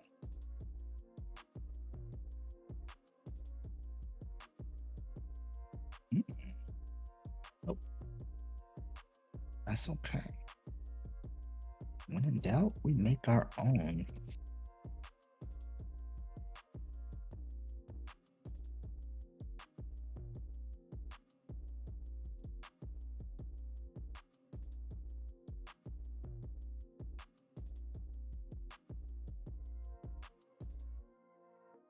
I sort of do like a little forward to a table type deal.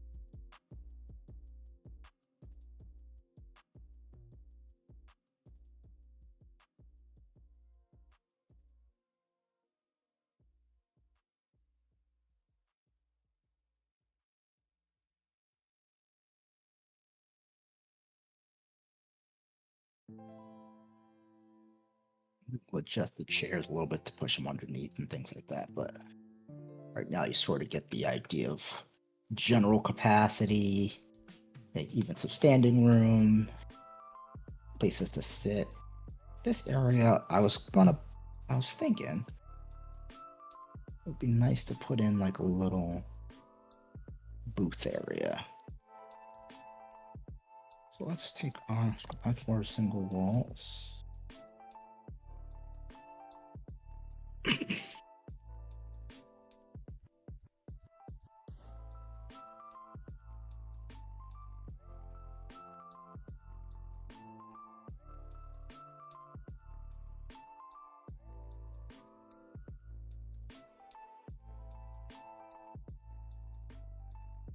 And then we'll have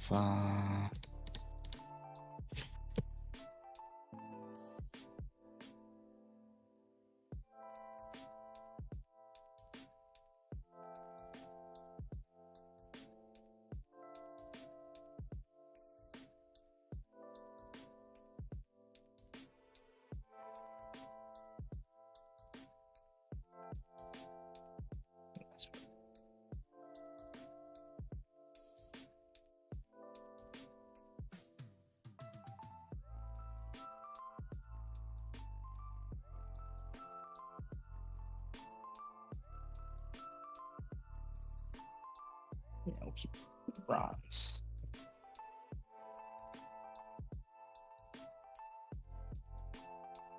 These are more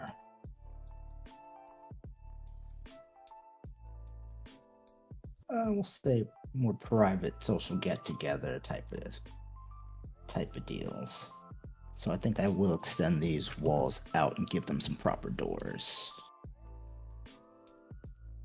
You know, just in case you need to talk a little business in the back.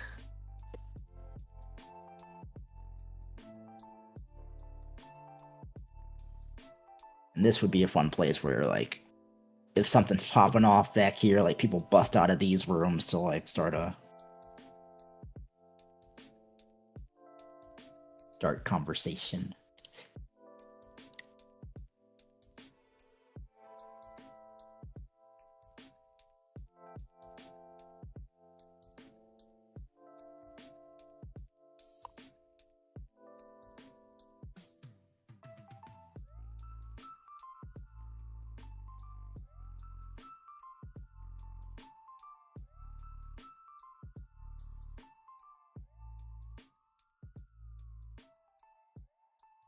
why you sort of make the tables at a different height as the chairs.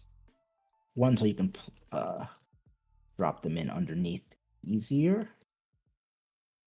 When you put your shadows down,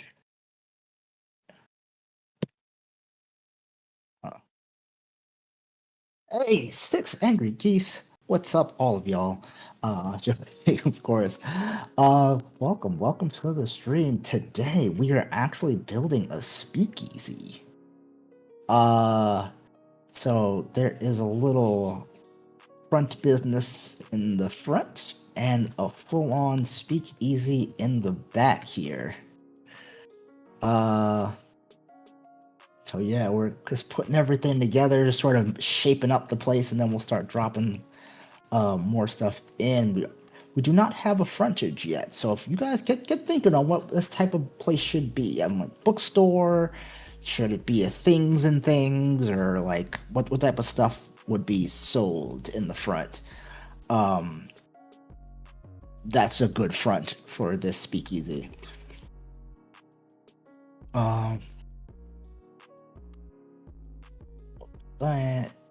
But yeah, you have our cool bar area over here. Nice little floor with our many our cavalcade of things. And that reminds me, this is at 2. So what I'm gonna do is go our racks and sacks. Take this, put this at the 100 layer, and drop this underneath everything.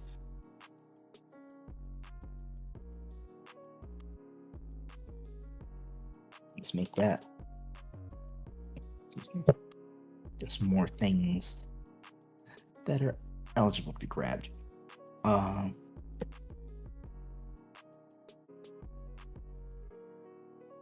tend to keep themselves very well stocked. I also put this little for me it's a mirror, but yeah, see, this also is definitely the place where somebody like just putting things on the map is you go, oh, are those like sacks and things? Like, can I ask for stuff? It's like, hey, whatever you ask for inside the speakeasy is up to you.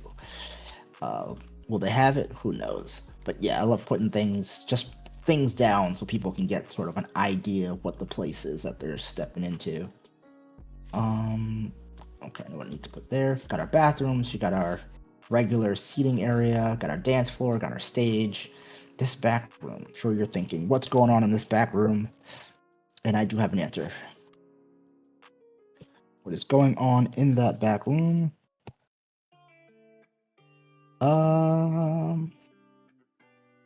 Tables, desk, curved is card games.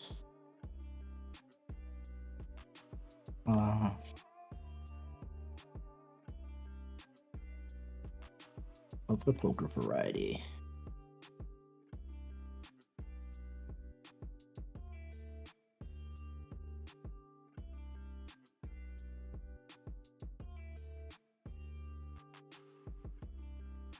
Yes, I always if I'm making an interior map, there will be a bathroom.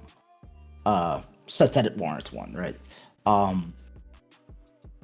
It stems from a random thing. When I was first learning how to GM and first like really playing the game, I ran a game for my mom and dad, and was like, oh, you go to this place with a tavern with food, and they're like, my mom said, are there bathrooms? And I immediately stopped in my tracks and was like, wait, I've never seen bathrooms in any place, in any map that I've ever seen. Of course there are bathrooms. There has to be. So now I make sure to put a point in of putting bathrooms wherever you go, because you should always have there's got to be some place to use the bathroom. There has to be. Like, why would there not be a bathroom somewhere? So yes, there are now bathrooms in all, and you can go through many of my maps. If it's an interior, there's most likely a bathroom somewhere. It may not be in the dungeon, but on a upper floor where others normally reside bathrooms. But yeah, I do tend to put in bathrooms. I try to make sure that's a thing. Dang. But yeah, this is.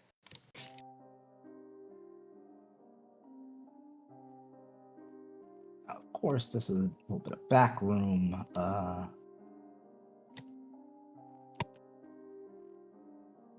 do want to have like a little bit of a. Got it. I'm gonna go back to storage real fast. Stands.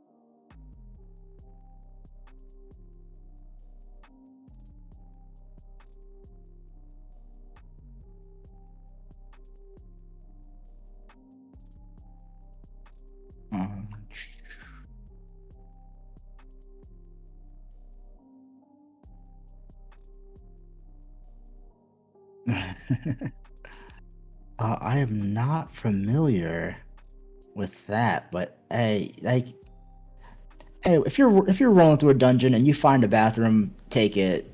Just don't sit down because it may be a mimic. Um, or do I'm not your boss. Where's my desk? There we go. So what we'll do here, do a little similar.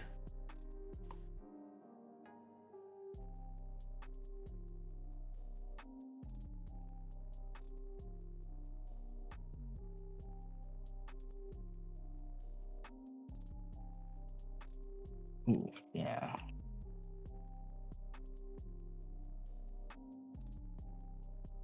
Now I gotta put this at 300.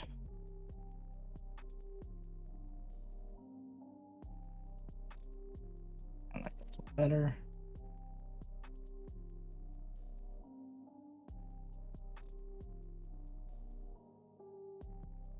Just give a space for a little bartender guy. And he could just stand right there. We're gonna put chairs around. I kind of want to move this wall out, this outside wall. I think I'm gonna do that. Okay.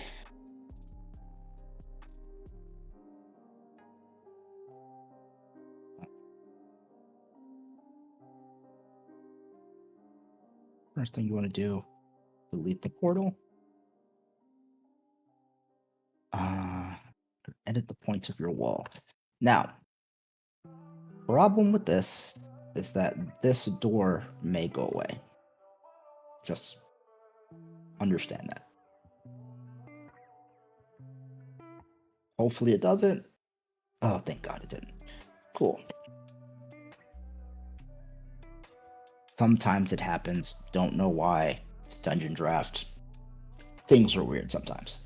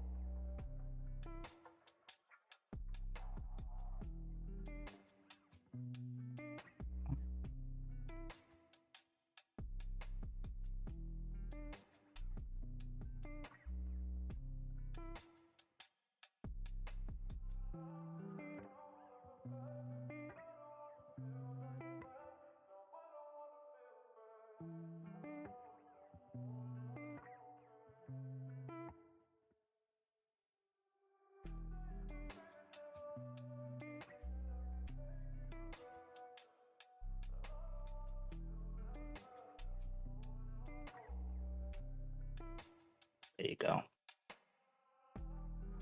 Now, the only thing I need to do here is edit the floor.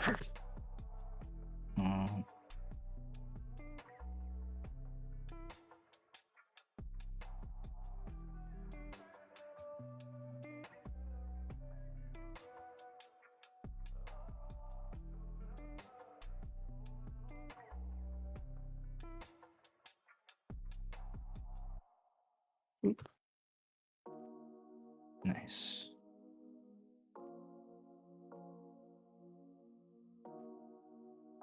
That sort of fix one of our little problems.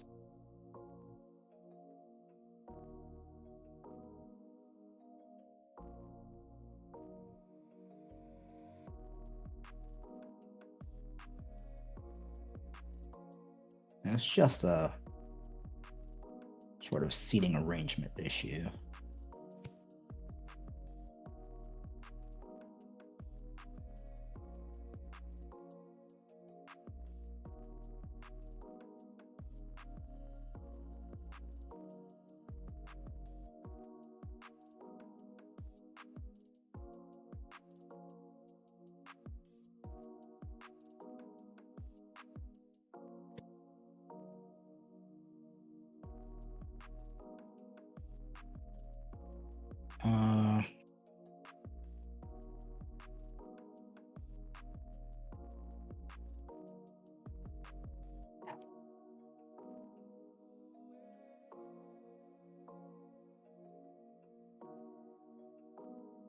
I think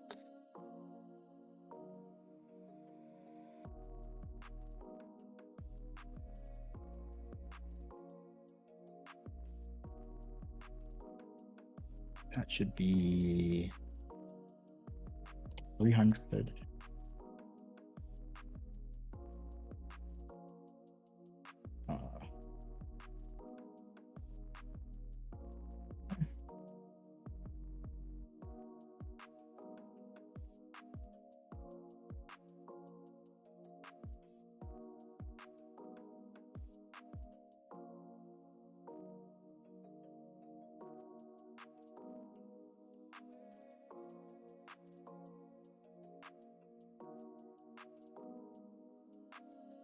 Not seating, chairs.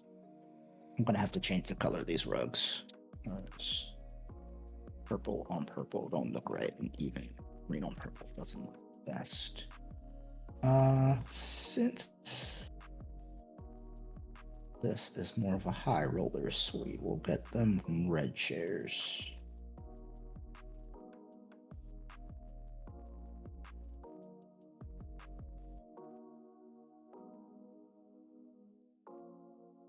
He's at 200.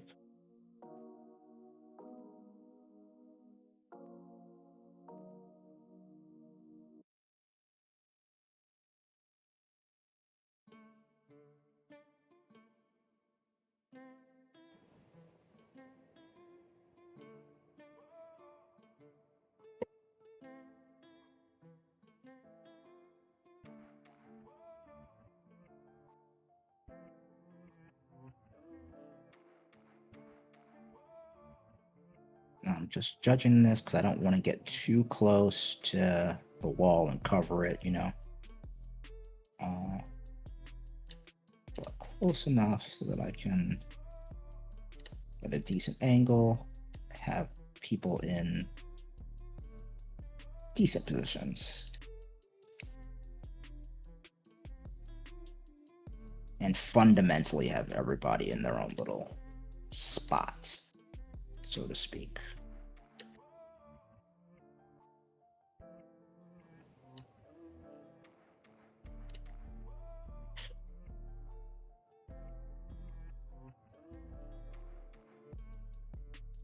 There we go. And so if you were to use this, not everybody has to be in their own square. They can be off a square or right on the corner and stuff like that. But once if combat starts to kick off in here or somewhere else, you can adjust them accordingly. That's what I'm going to move over, so it's sort of split in the Split the two.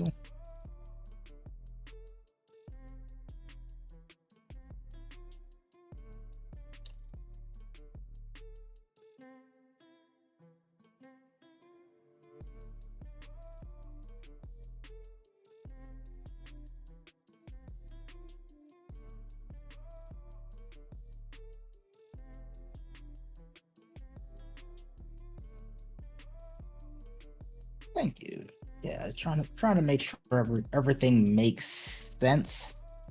To the point where it's not weird to see any individual portion. So just walking into a room, you've all walked in a room where a chair was right there as soon as you swing the door open or pull the door open, and you're like, who did this?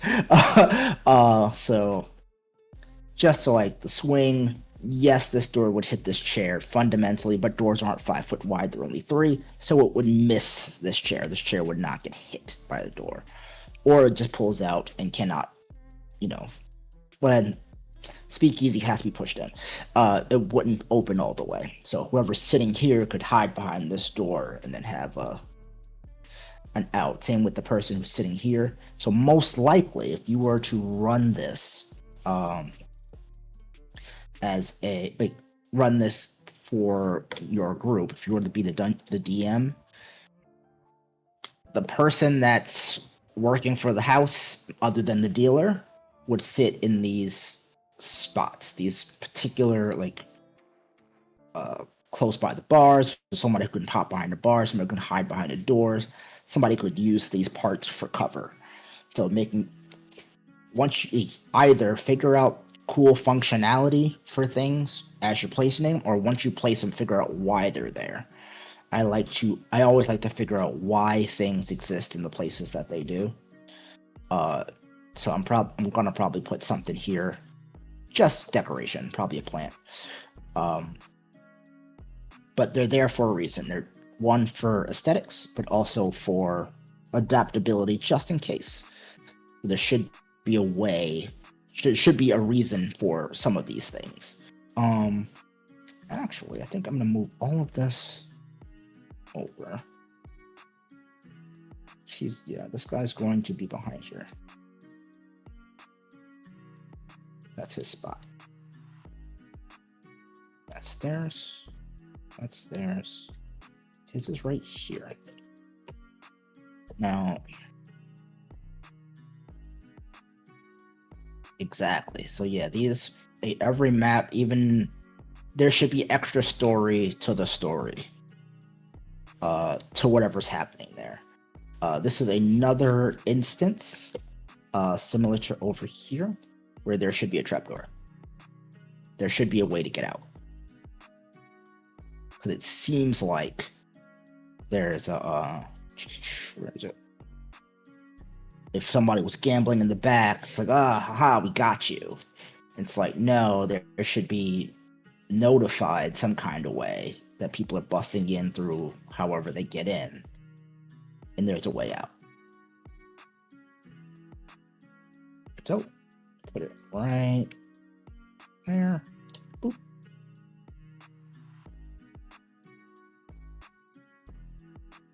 And what I would do, excuse me, I may sneeze, I'm not sure. This is what I was talking about with the rugs. So you take a rectangular rug. Everywhere. Oops. Notice this is too high. Put that on the 100 layer. Objects, over.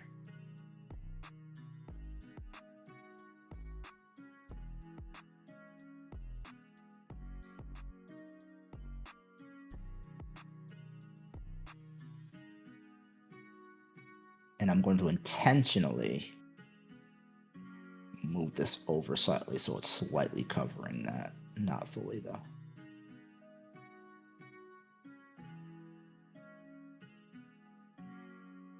This one will be intentionally set on there.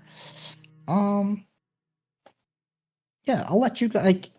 I like the purple. Like, the purple works really well for the chairs and things like that, but for the rugs in here, do you guys have any ideas for colors for like the rugs in this room. We've got green and red, green tables, red chairs. Like any colors for like a rug. Purple, it's okay, but it's not exactly what I'm thinking. But so if you guys have any ideas, feel free to just throw it in chat.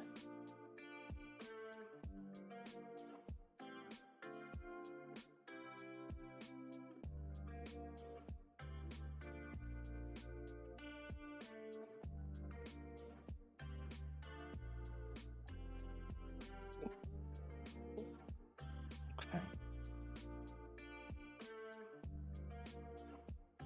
I could do that.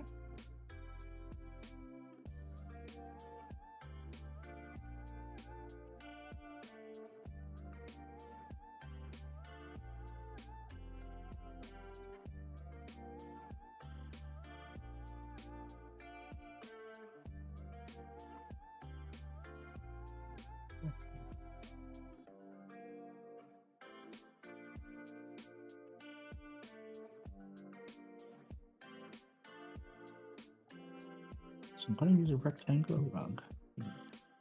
I'm going to drop this down to 100. So we're not going to use purple. Let's use...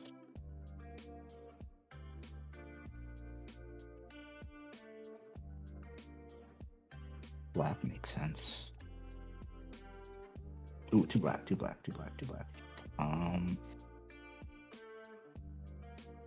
is it? Okay, so I'm gonna use the black rectangle. That's a little too dark.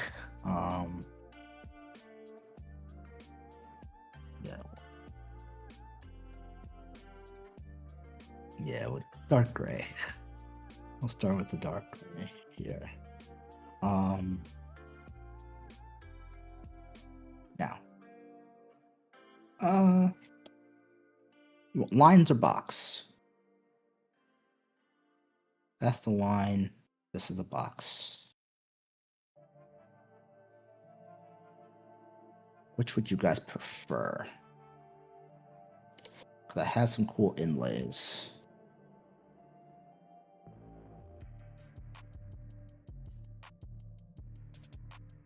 Box for sure. Okay. So we'll go box on both sides.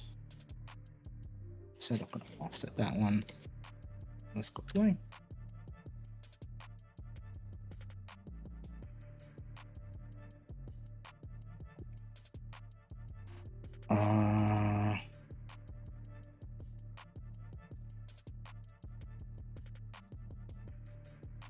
Let's go with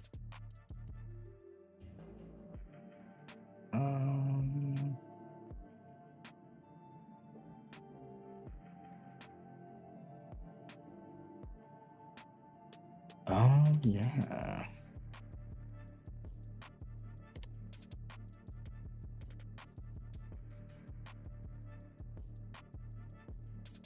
There is a whole drow floor inlay.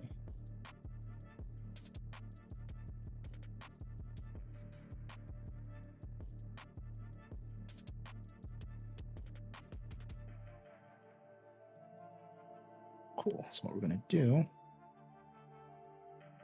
I'm gonna drop that down below water. I'm gonna take pattern shape tool. I'm gonna find it there.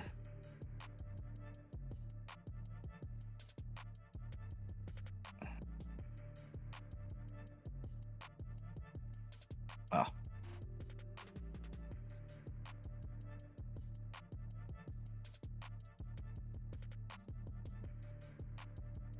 Yeah.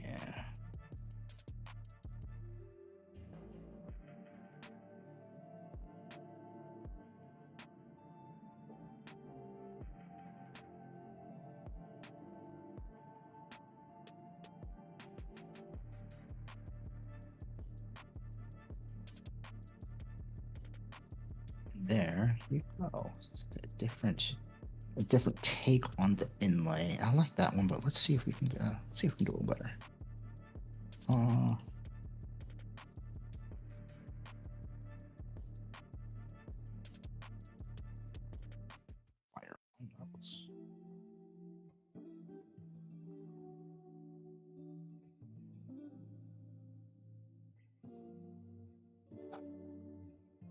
We also have dwarven floor inlays.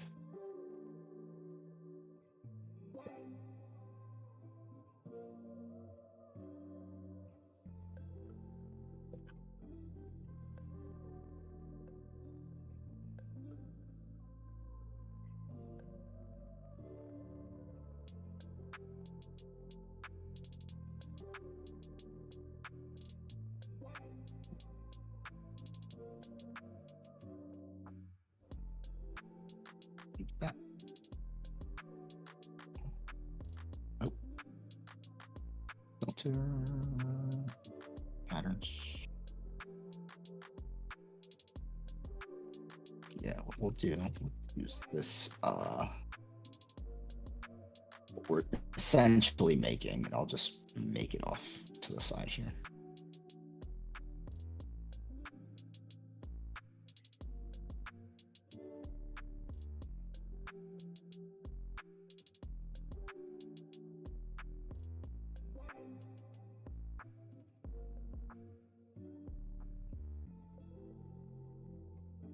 I'll probably just rescale these all. Dwarven inlay.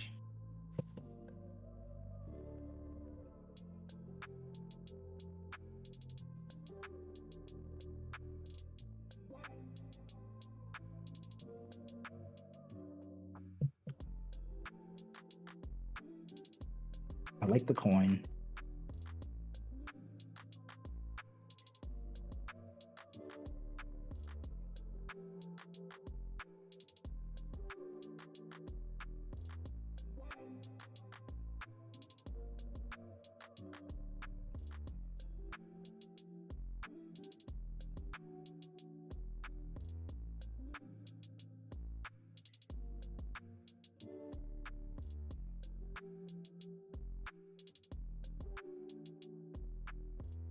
How's that? That'd be interesting. We also have this one.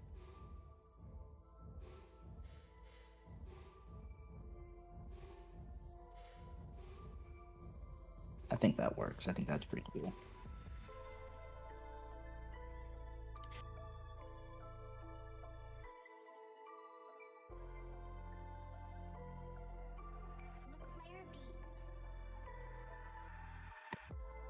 It shows that your money is hand in hand with our money. So what we'll do, actually, this is something you can do in Dwarven Forge. I'm sorry, in Dungeon Draft. You can highlight the whole thing and turn it into a prefab. So I'm gonna throw it in the examples set. Make this right.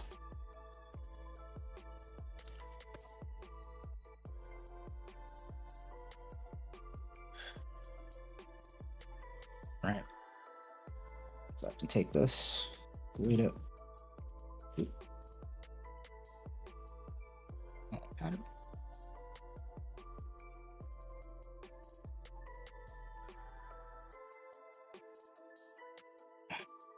Exactly. All right, get off patterns.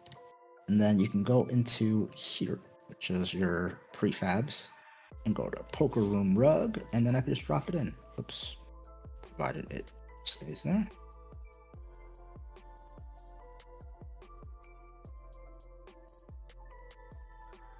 And then what I can do is just move it around as a whole unit. Turn that off, sort of give it the space to move.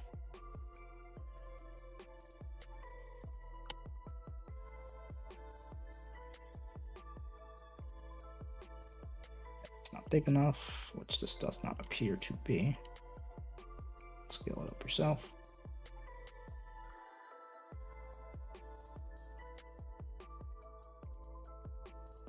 Bigger.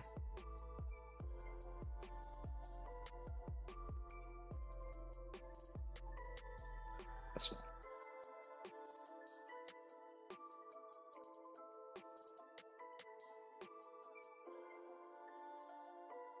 And it may not be fully evident in the map, but we all know what it says. and we all know what's on the rug and why it's there and what it means. And so yeah, that's what makes kind of cool. What we will do is, because we do have, realize we put in a couple things. Backbone pillars.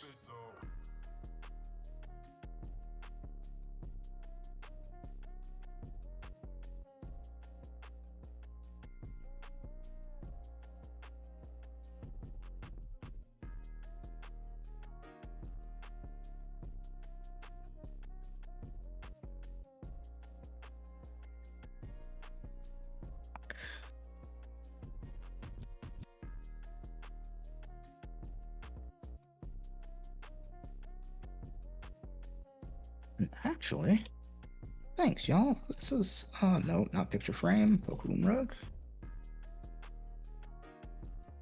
I'm gonna do is drop this in here.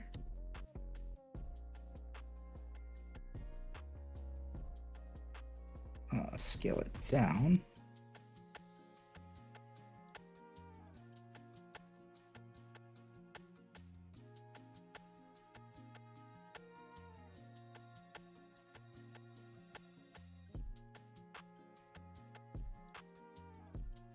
But it fits very well inside these rooms.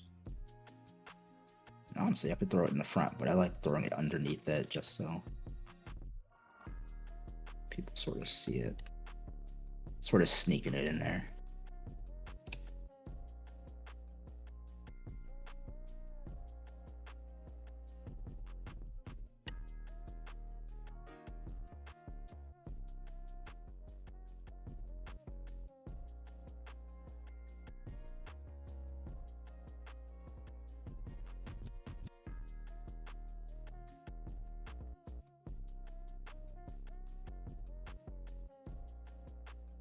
Accent the table. Yeah, we're looking pretty good. I need a couple doors.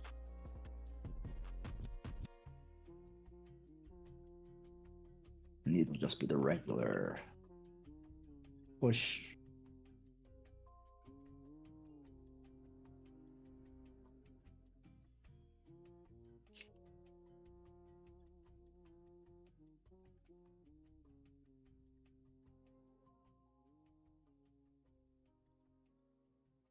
Some things not right.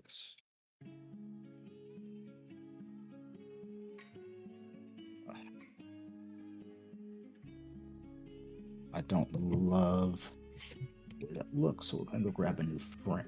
Grab the frame.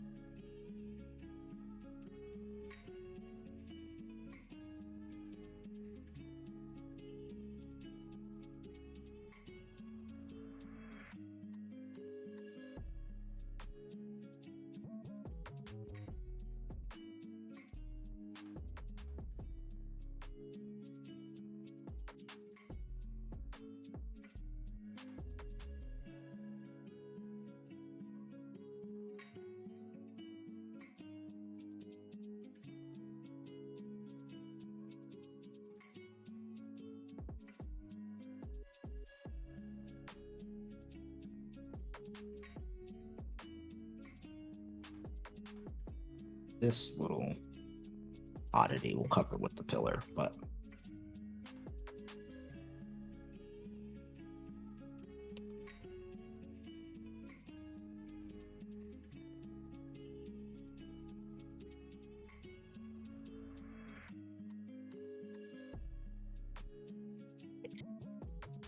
keep the regular door jamb in there proper.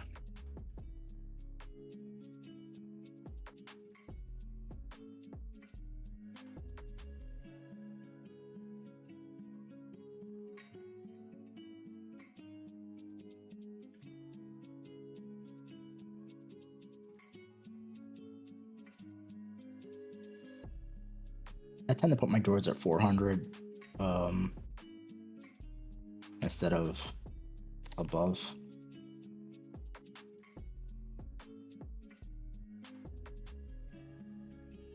I don't know, it just works for me. That one's, it's not a big deal, but it just sort of It's what I'm thinking. Not every door needs to be closed.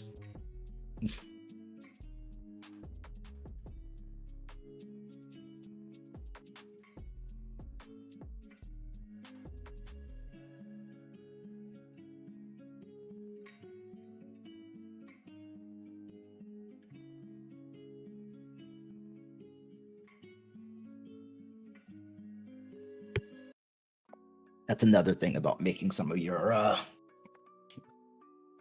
places look lived in. It's the reason why you start by setting everything out properly, and then you just skew stuff just a little bit. Give it a little bit more of a lived-in feel.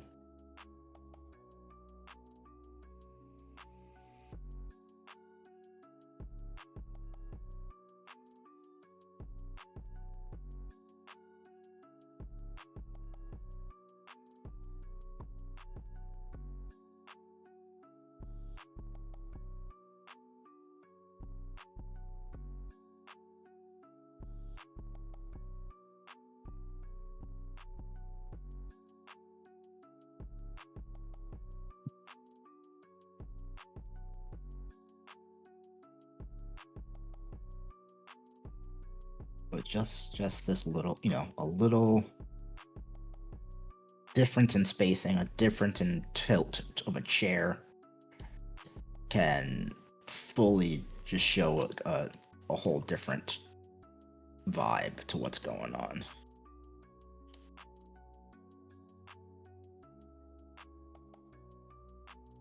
Yeah, that somebody stolen a chair and put it over here. Like that's the whole vibe.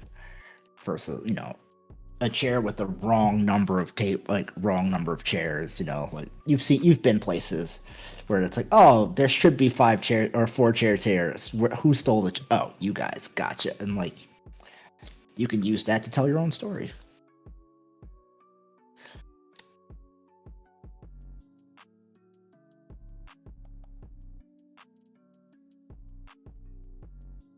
People do just be moving chairs. Like it's wild out here.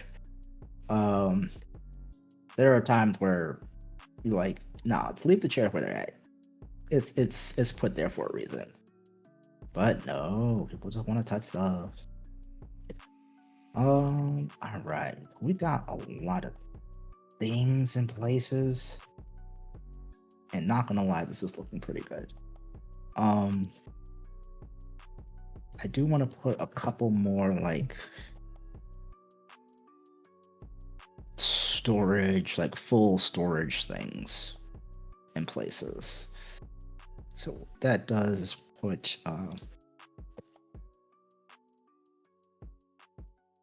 let's go to like storage arrangements.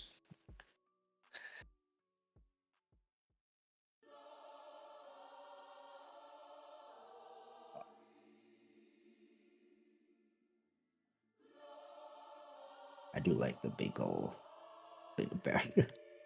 This big old thing barrels. See if they have a different color though. I do. Okay.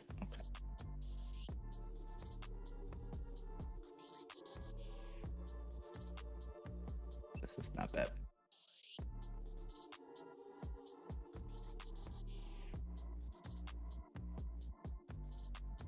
Yeah, we'll use something like this.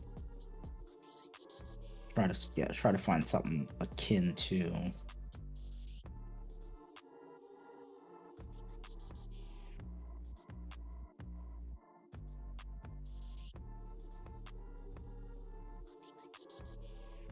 here.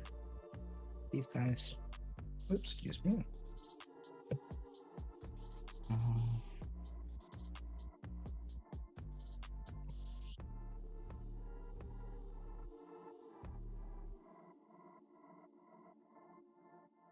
I'm being a bit careful on what I pick, just for sizing purposes.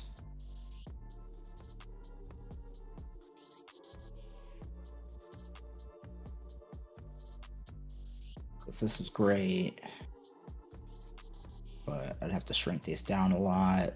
sort of works, but I can just put these in as individual assets, and it makes it probably a little bit cleaner versus like the piled barrels over here. Like that's something I could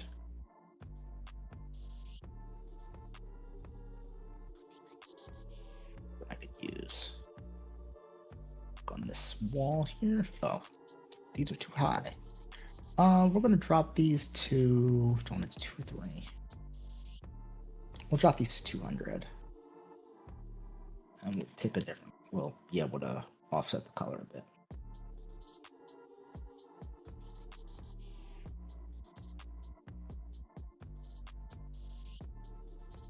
Yeah. These will look.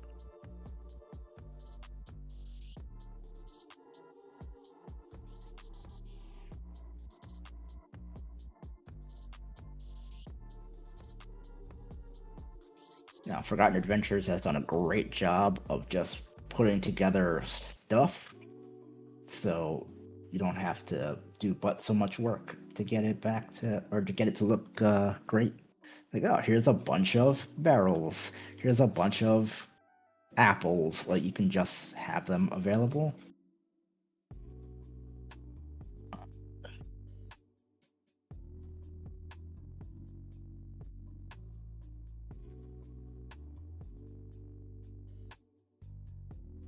Is the size.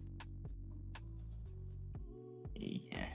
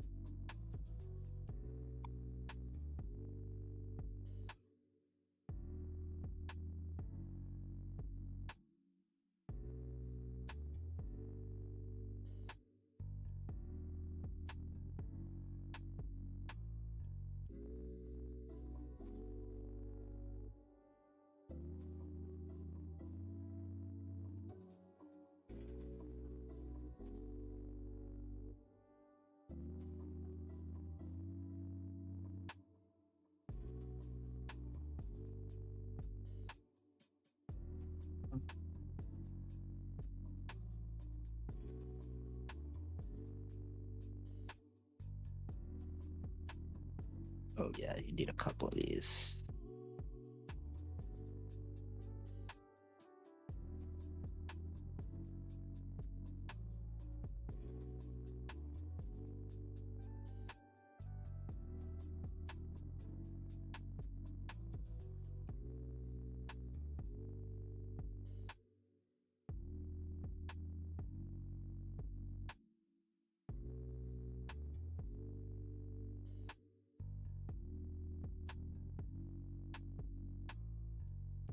You know what? Sorry.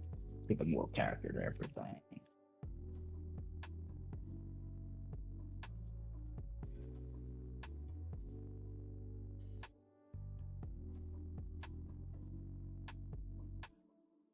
There.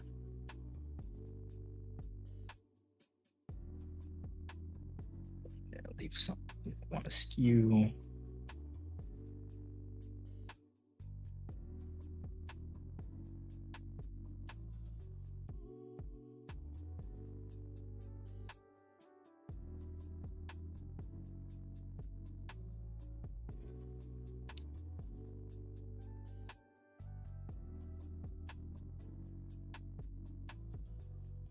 Ah, this is what we want.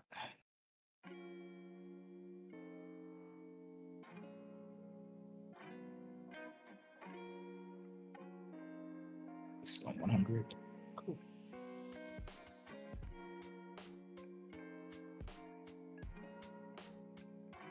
Just random crates or random crates of things. This is, more lore building of like, oh, you want a potion? We got a couple extra potions around. You can ask for it.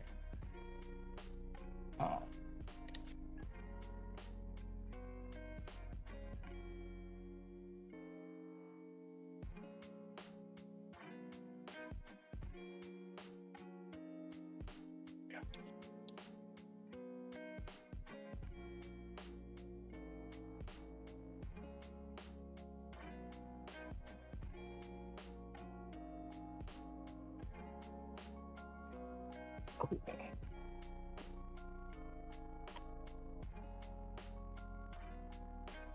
Yes, that very much the, oh yeah, good stuff's in the back.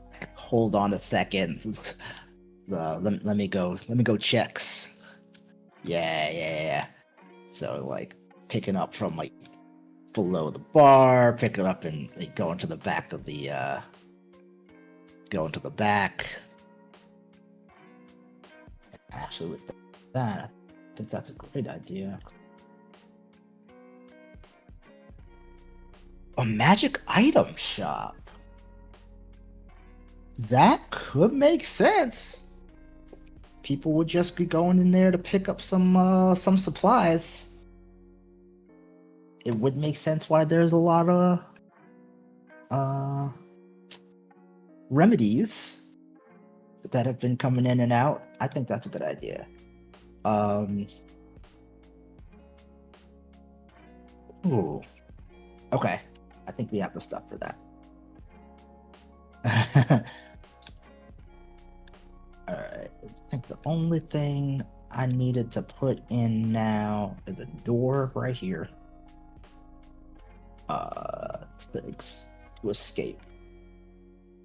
Because we can't have everyone just trying to rush towards the exits. We need everybody to be able to run out the side.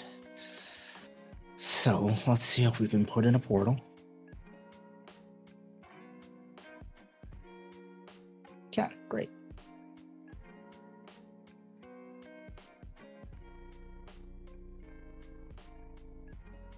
I have a question. Lost on water.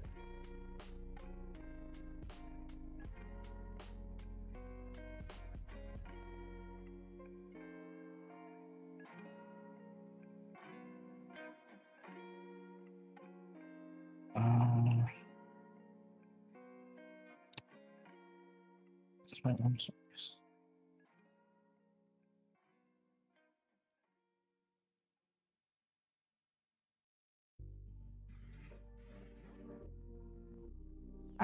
Still not big enough.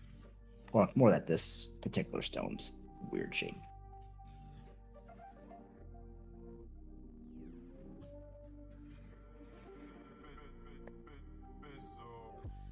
We may be able to make it.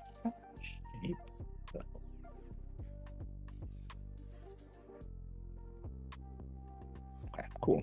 So what we'll do.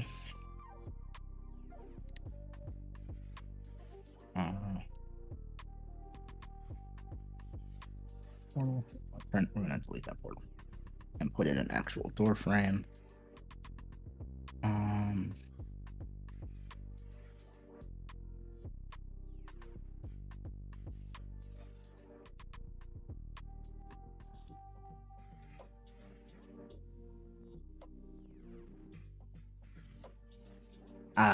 Okay, so it's just this one's the wrong size.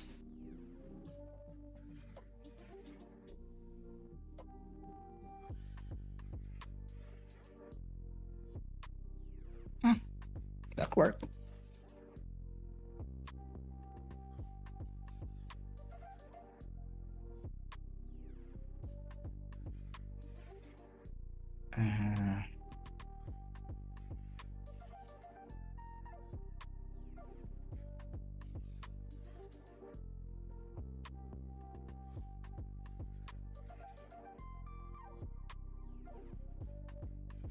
Double like metal doors.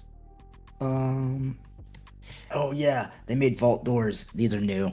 I just really like them. One day, heavy wooden doors.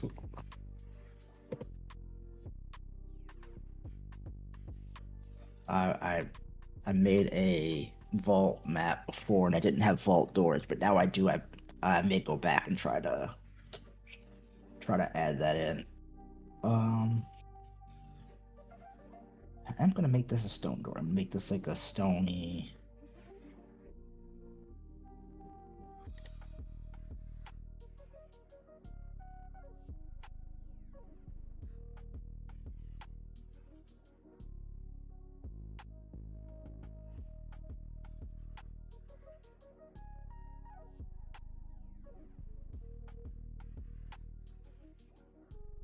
Yeah, that's cool.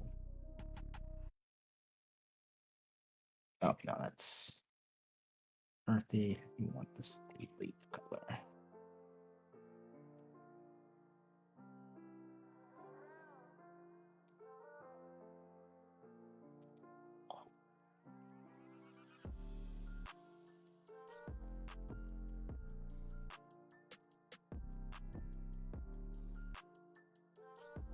It is.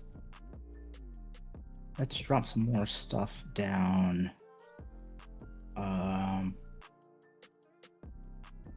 Let's drop some more stuff down in some places.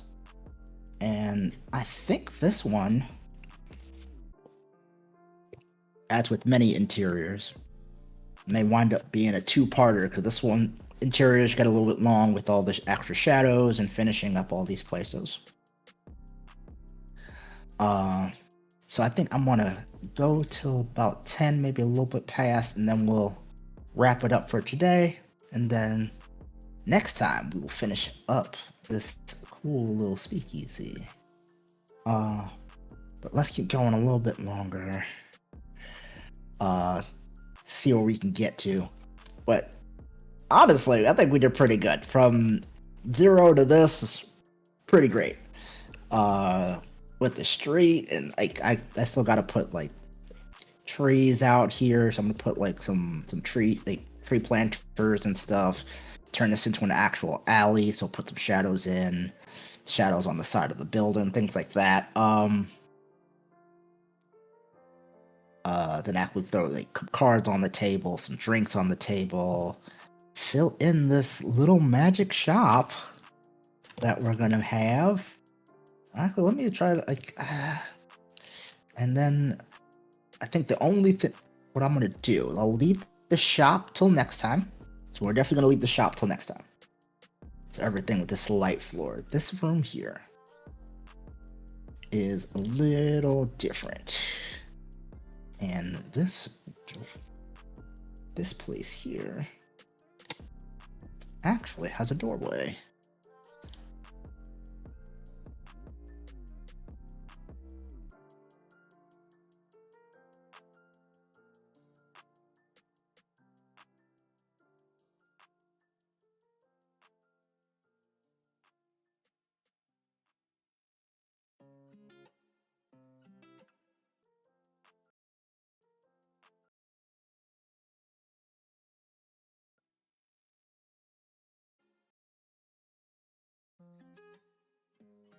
As this room here is gonna be where the boss sits, making that little office.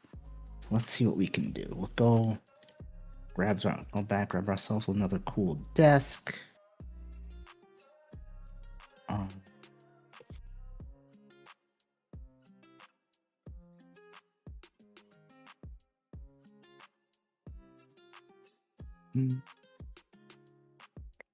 Let's see.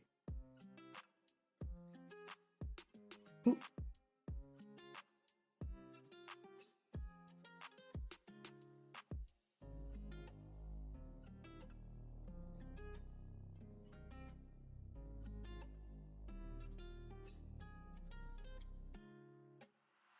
Oh yeah, let's. Oh, I did have the nice, cool like corner desks. That's okay. Well,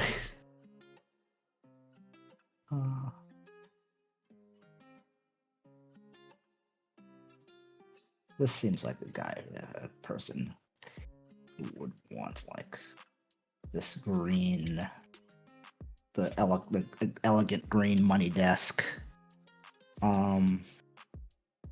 Actually, maybe they just want the mahogany. They want the elegance of the mahogany. I think that may be it. That's the move. I'll take the elegance of this mahogany desk.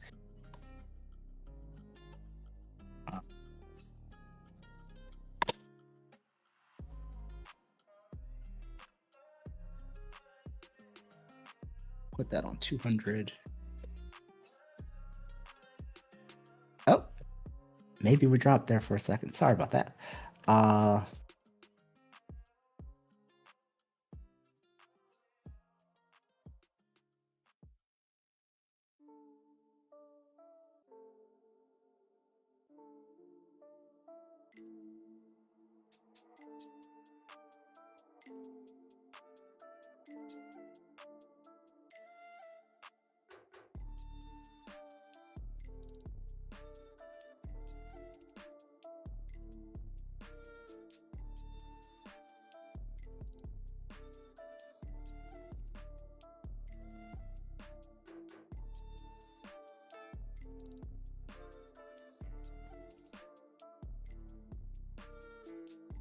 Ah, of course they have things.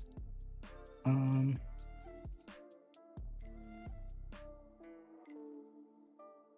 we don't need the vanity riser. We needed the desk riser, but not the vanity riser. Do these have the drawers in them? Yeah.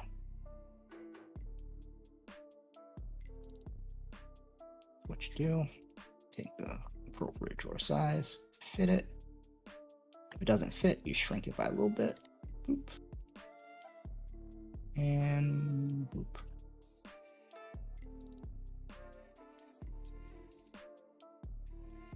Yes! Oh, okay. So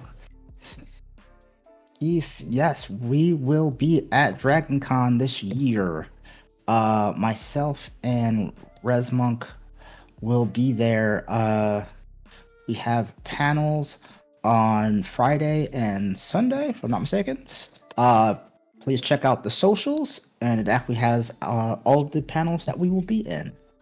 And it's also on Discord. So yeah, you can come check us out. If you guys are at DragonCon this weekend, come say hi. At the panels, if you see us in the wild, say hello anyway. Love to see y'all hang out. It's great to just, hang out, folks. And, maybe we can, if we're able to roll some dice some kind of way, maybe we can make it happen.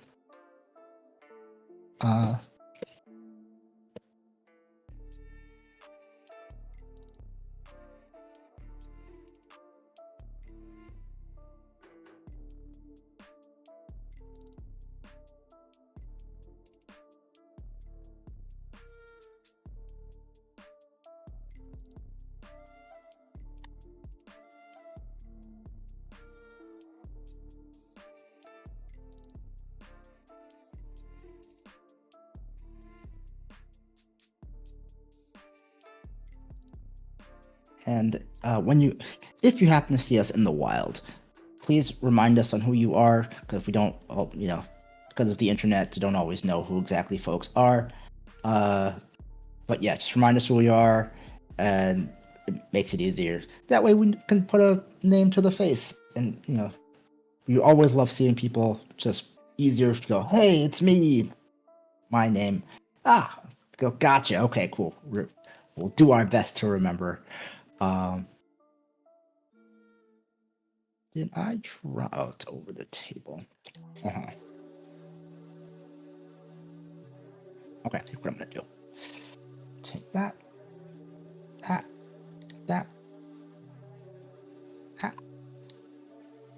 Put it on 300. That. 4. And once I put in the shadow, I'll keep it a little bit less. I could move this whole wall over, but that would mess up my bathroom, so I don't want to do that.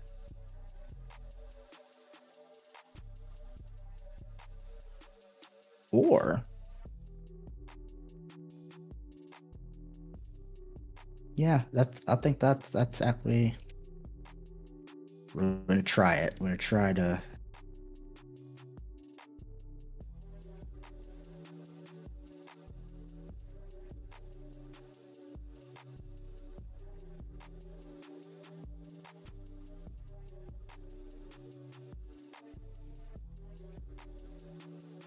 Just give a little bit more space. I knew it!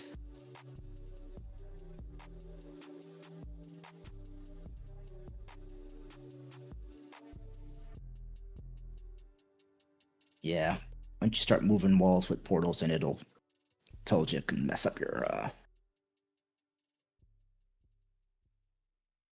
walls.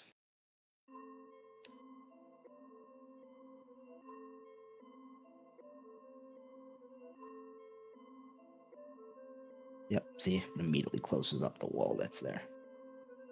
Which is fine. You can portal it. It's gonna be gone. We'll just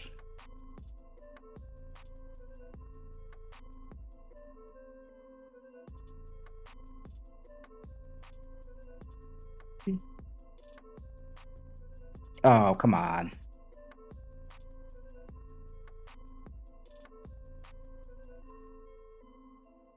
if the portal breaks, like your walls break, which happens,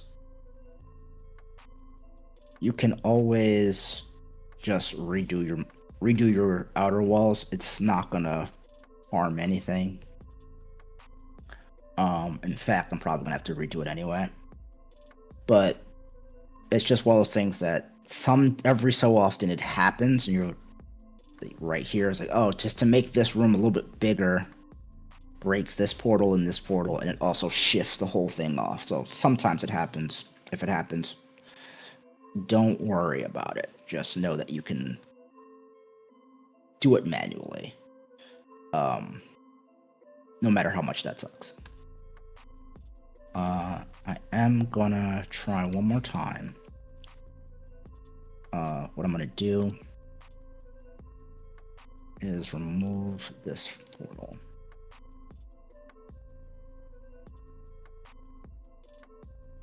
No, not selling any maps at DragonCon this year. But that may be something we will do in the future. Certain things, some of them are just asset issues, and then setting up a way to make sure we can do that. But yeah, this time we're at Dragon. We're just be chilling, like doing the panels and then chilling. So we'll be at a variety of panels, like supporting other homies, and then enjoying the con.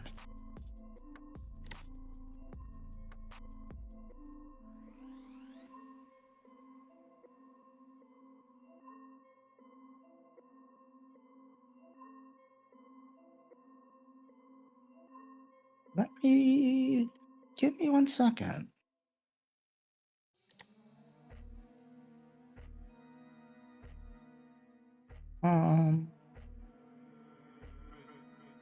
Because we may still have a thing.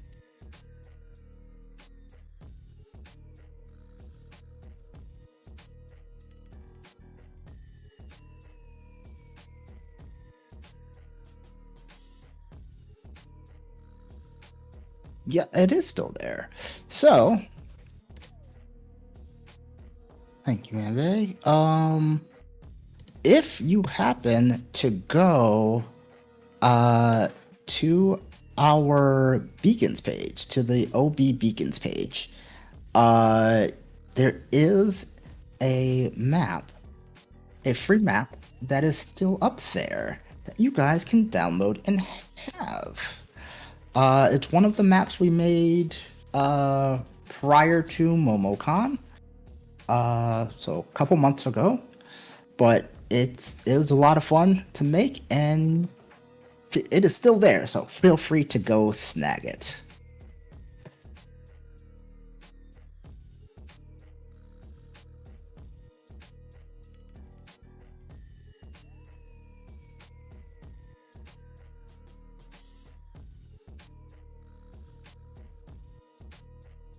Yeah, the printing is a little tricky. I think it is 25 by 20. So you should be able to go to Staples and print it out on the 36 by 24.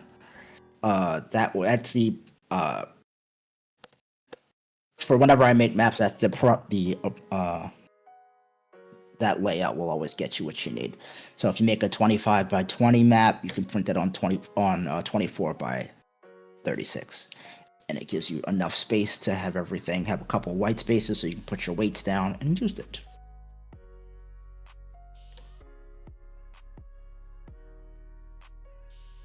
Oh, no.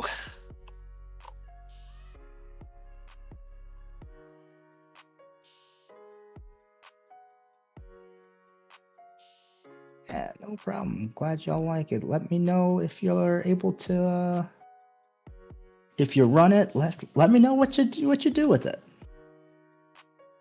And feel free to go back and catch on our YouTube the building of that map. So if you need any extra ideas for it, for ways to have fun and not torture your players. But you can sort of see how it was built, what some of the little secret hidden things that are there, and things you can do to make it a little interesting for yourselves. Try to figure out what this is real fast. If it doesn't work, it doesn't work, but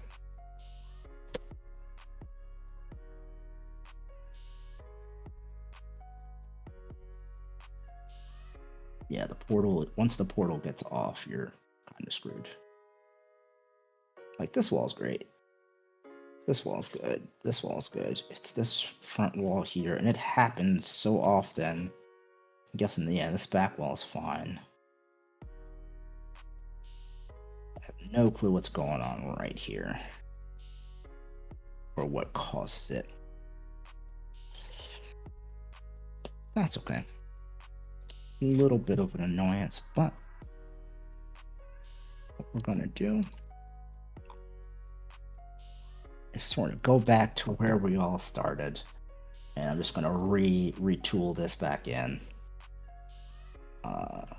So one, I'm only gonna go out one right now.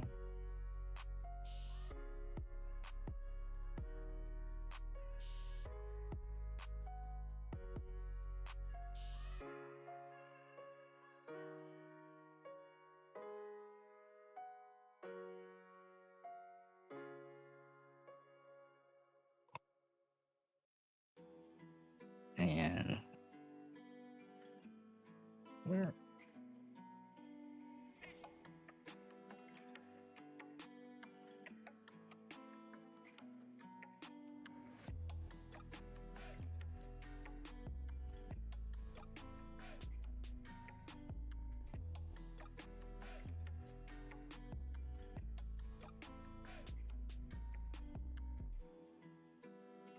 Go to the right.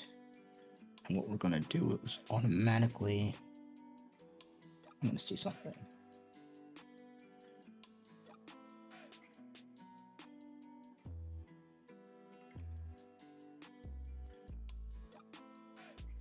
Okay.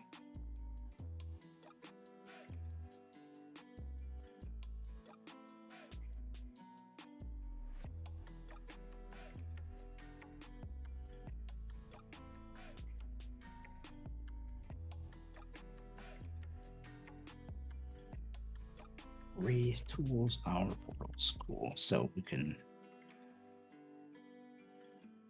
thank you for working properly. Oh, that's a double door. We want singles.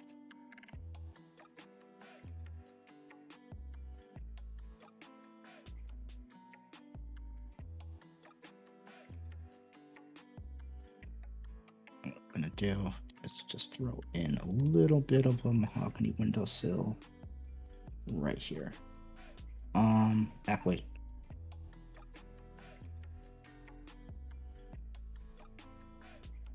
right here.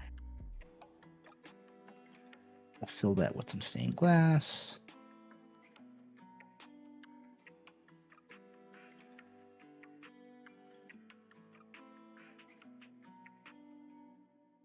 So we'll take a solid heavy mahogany door.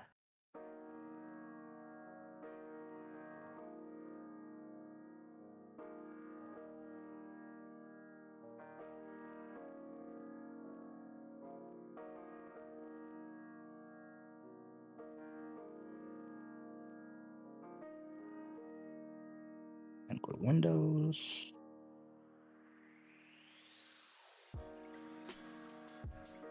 Those large, wide. Same works too.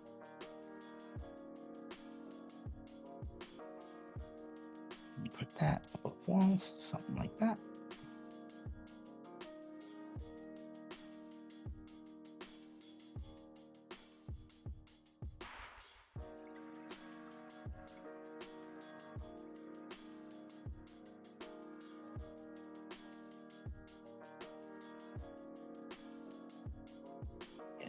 Something like that.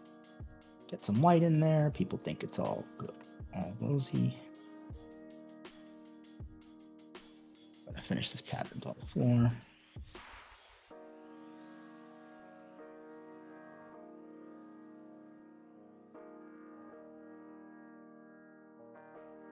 think what we'll do.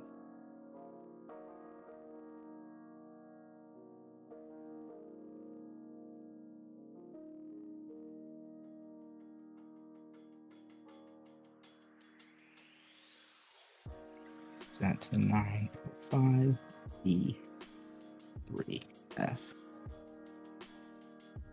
So that's stained wood.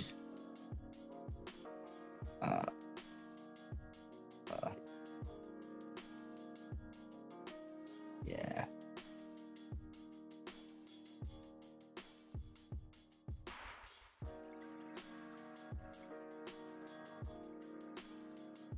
So we can throw a chair down there.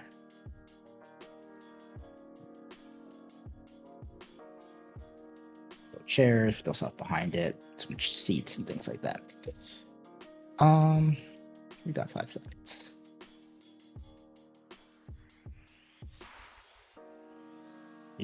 Chairs. Go for that black and gold chair.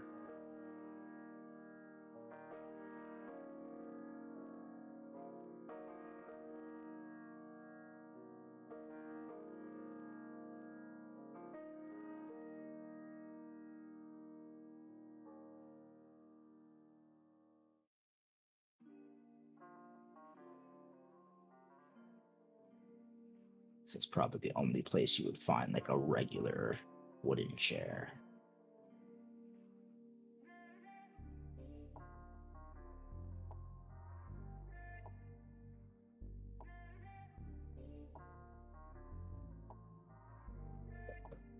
But with that, I think that's pretty good.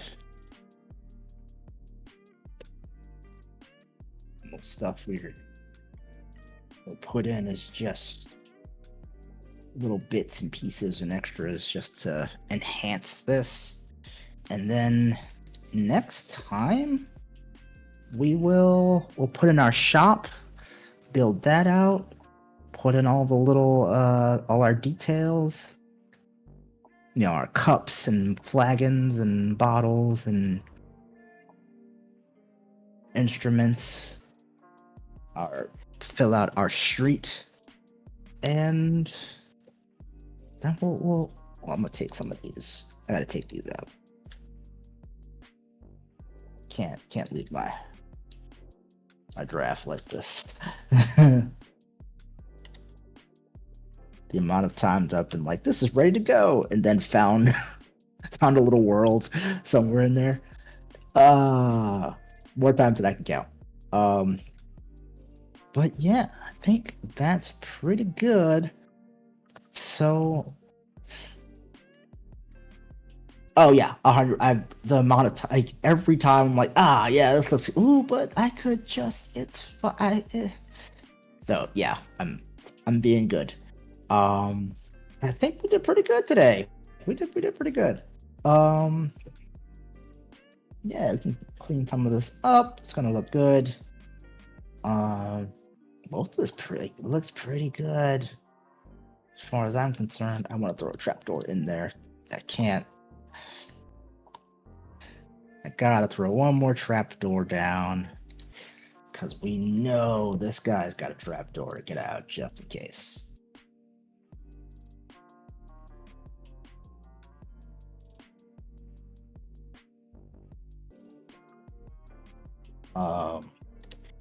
I'm glad you guys enjoyed it. I hope you guys are able to come back for part 2, which will be next month. And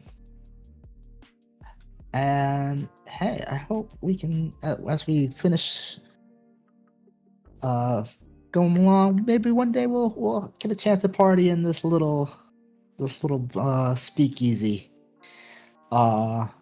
But for now, I think we'll call it a day. I really appreciate you stopping by and hanging with us and hanging with me while we make this. It's been a lot of fun.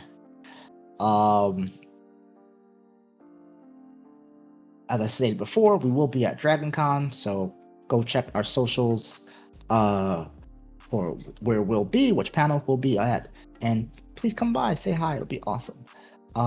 With that, Thank you, Ambe. Make sure we look good, sound good, smell good all over the internet and in person. And for everyone else, thank you, thank you, thank you.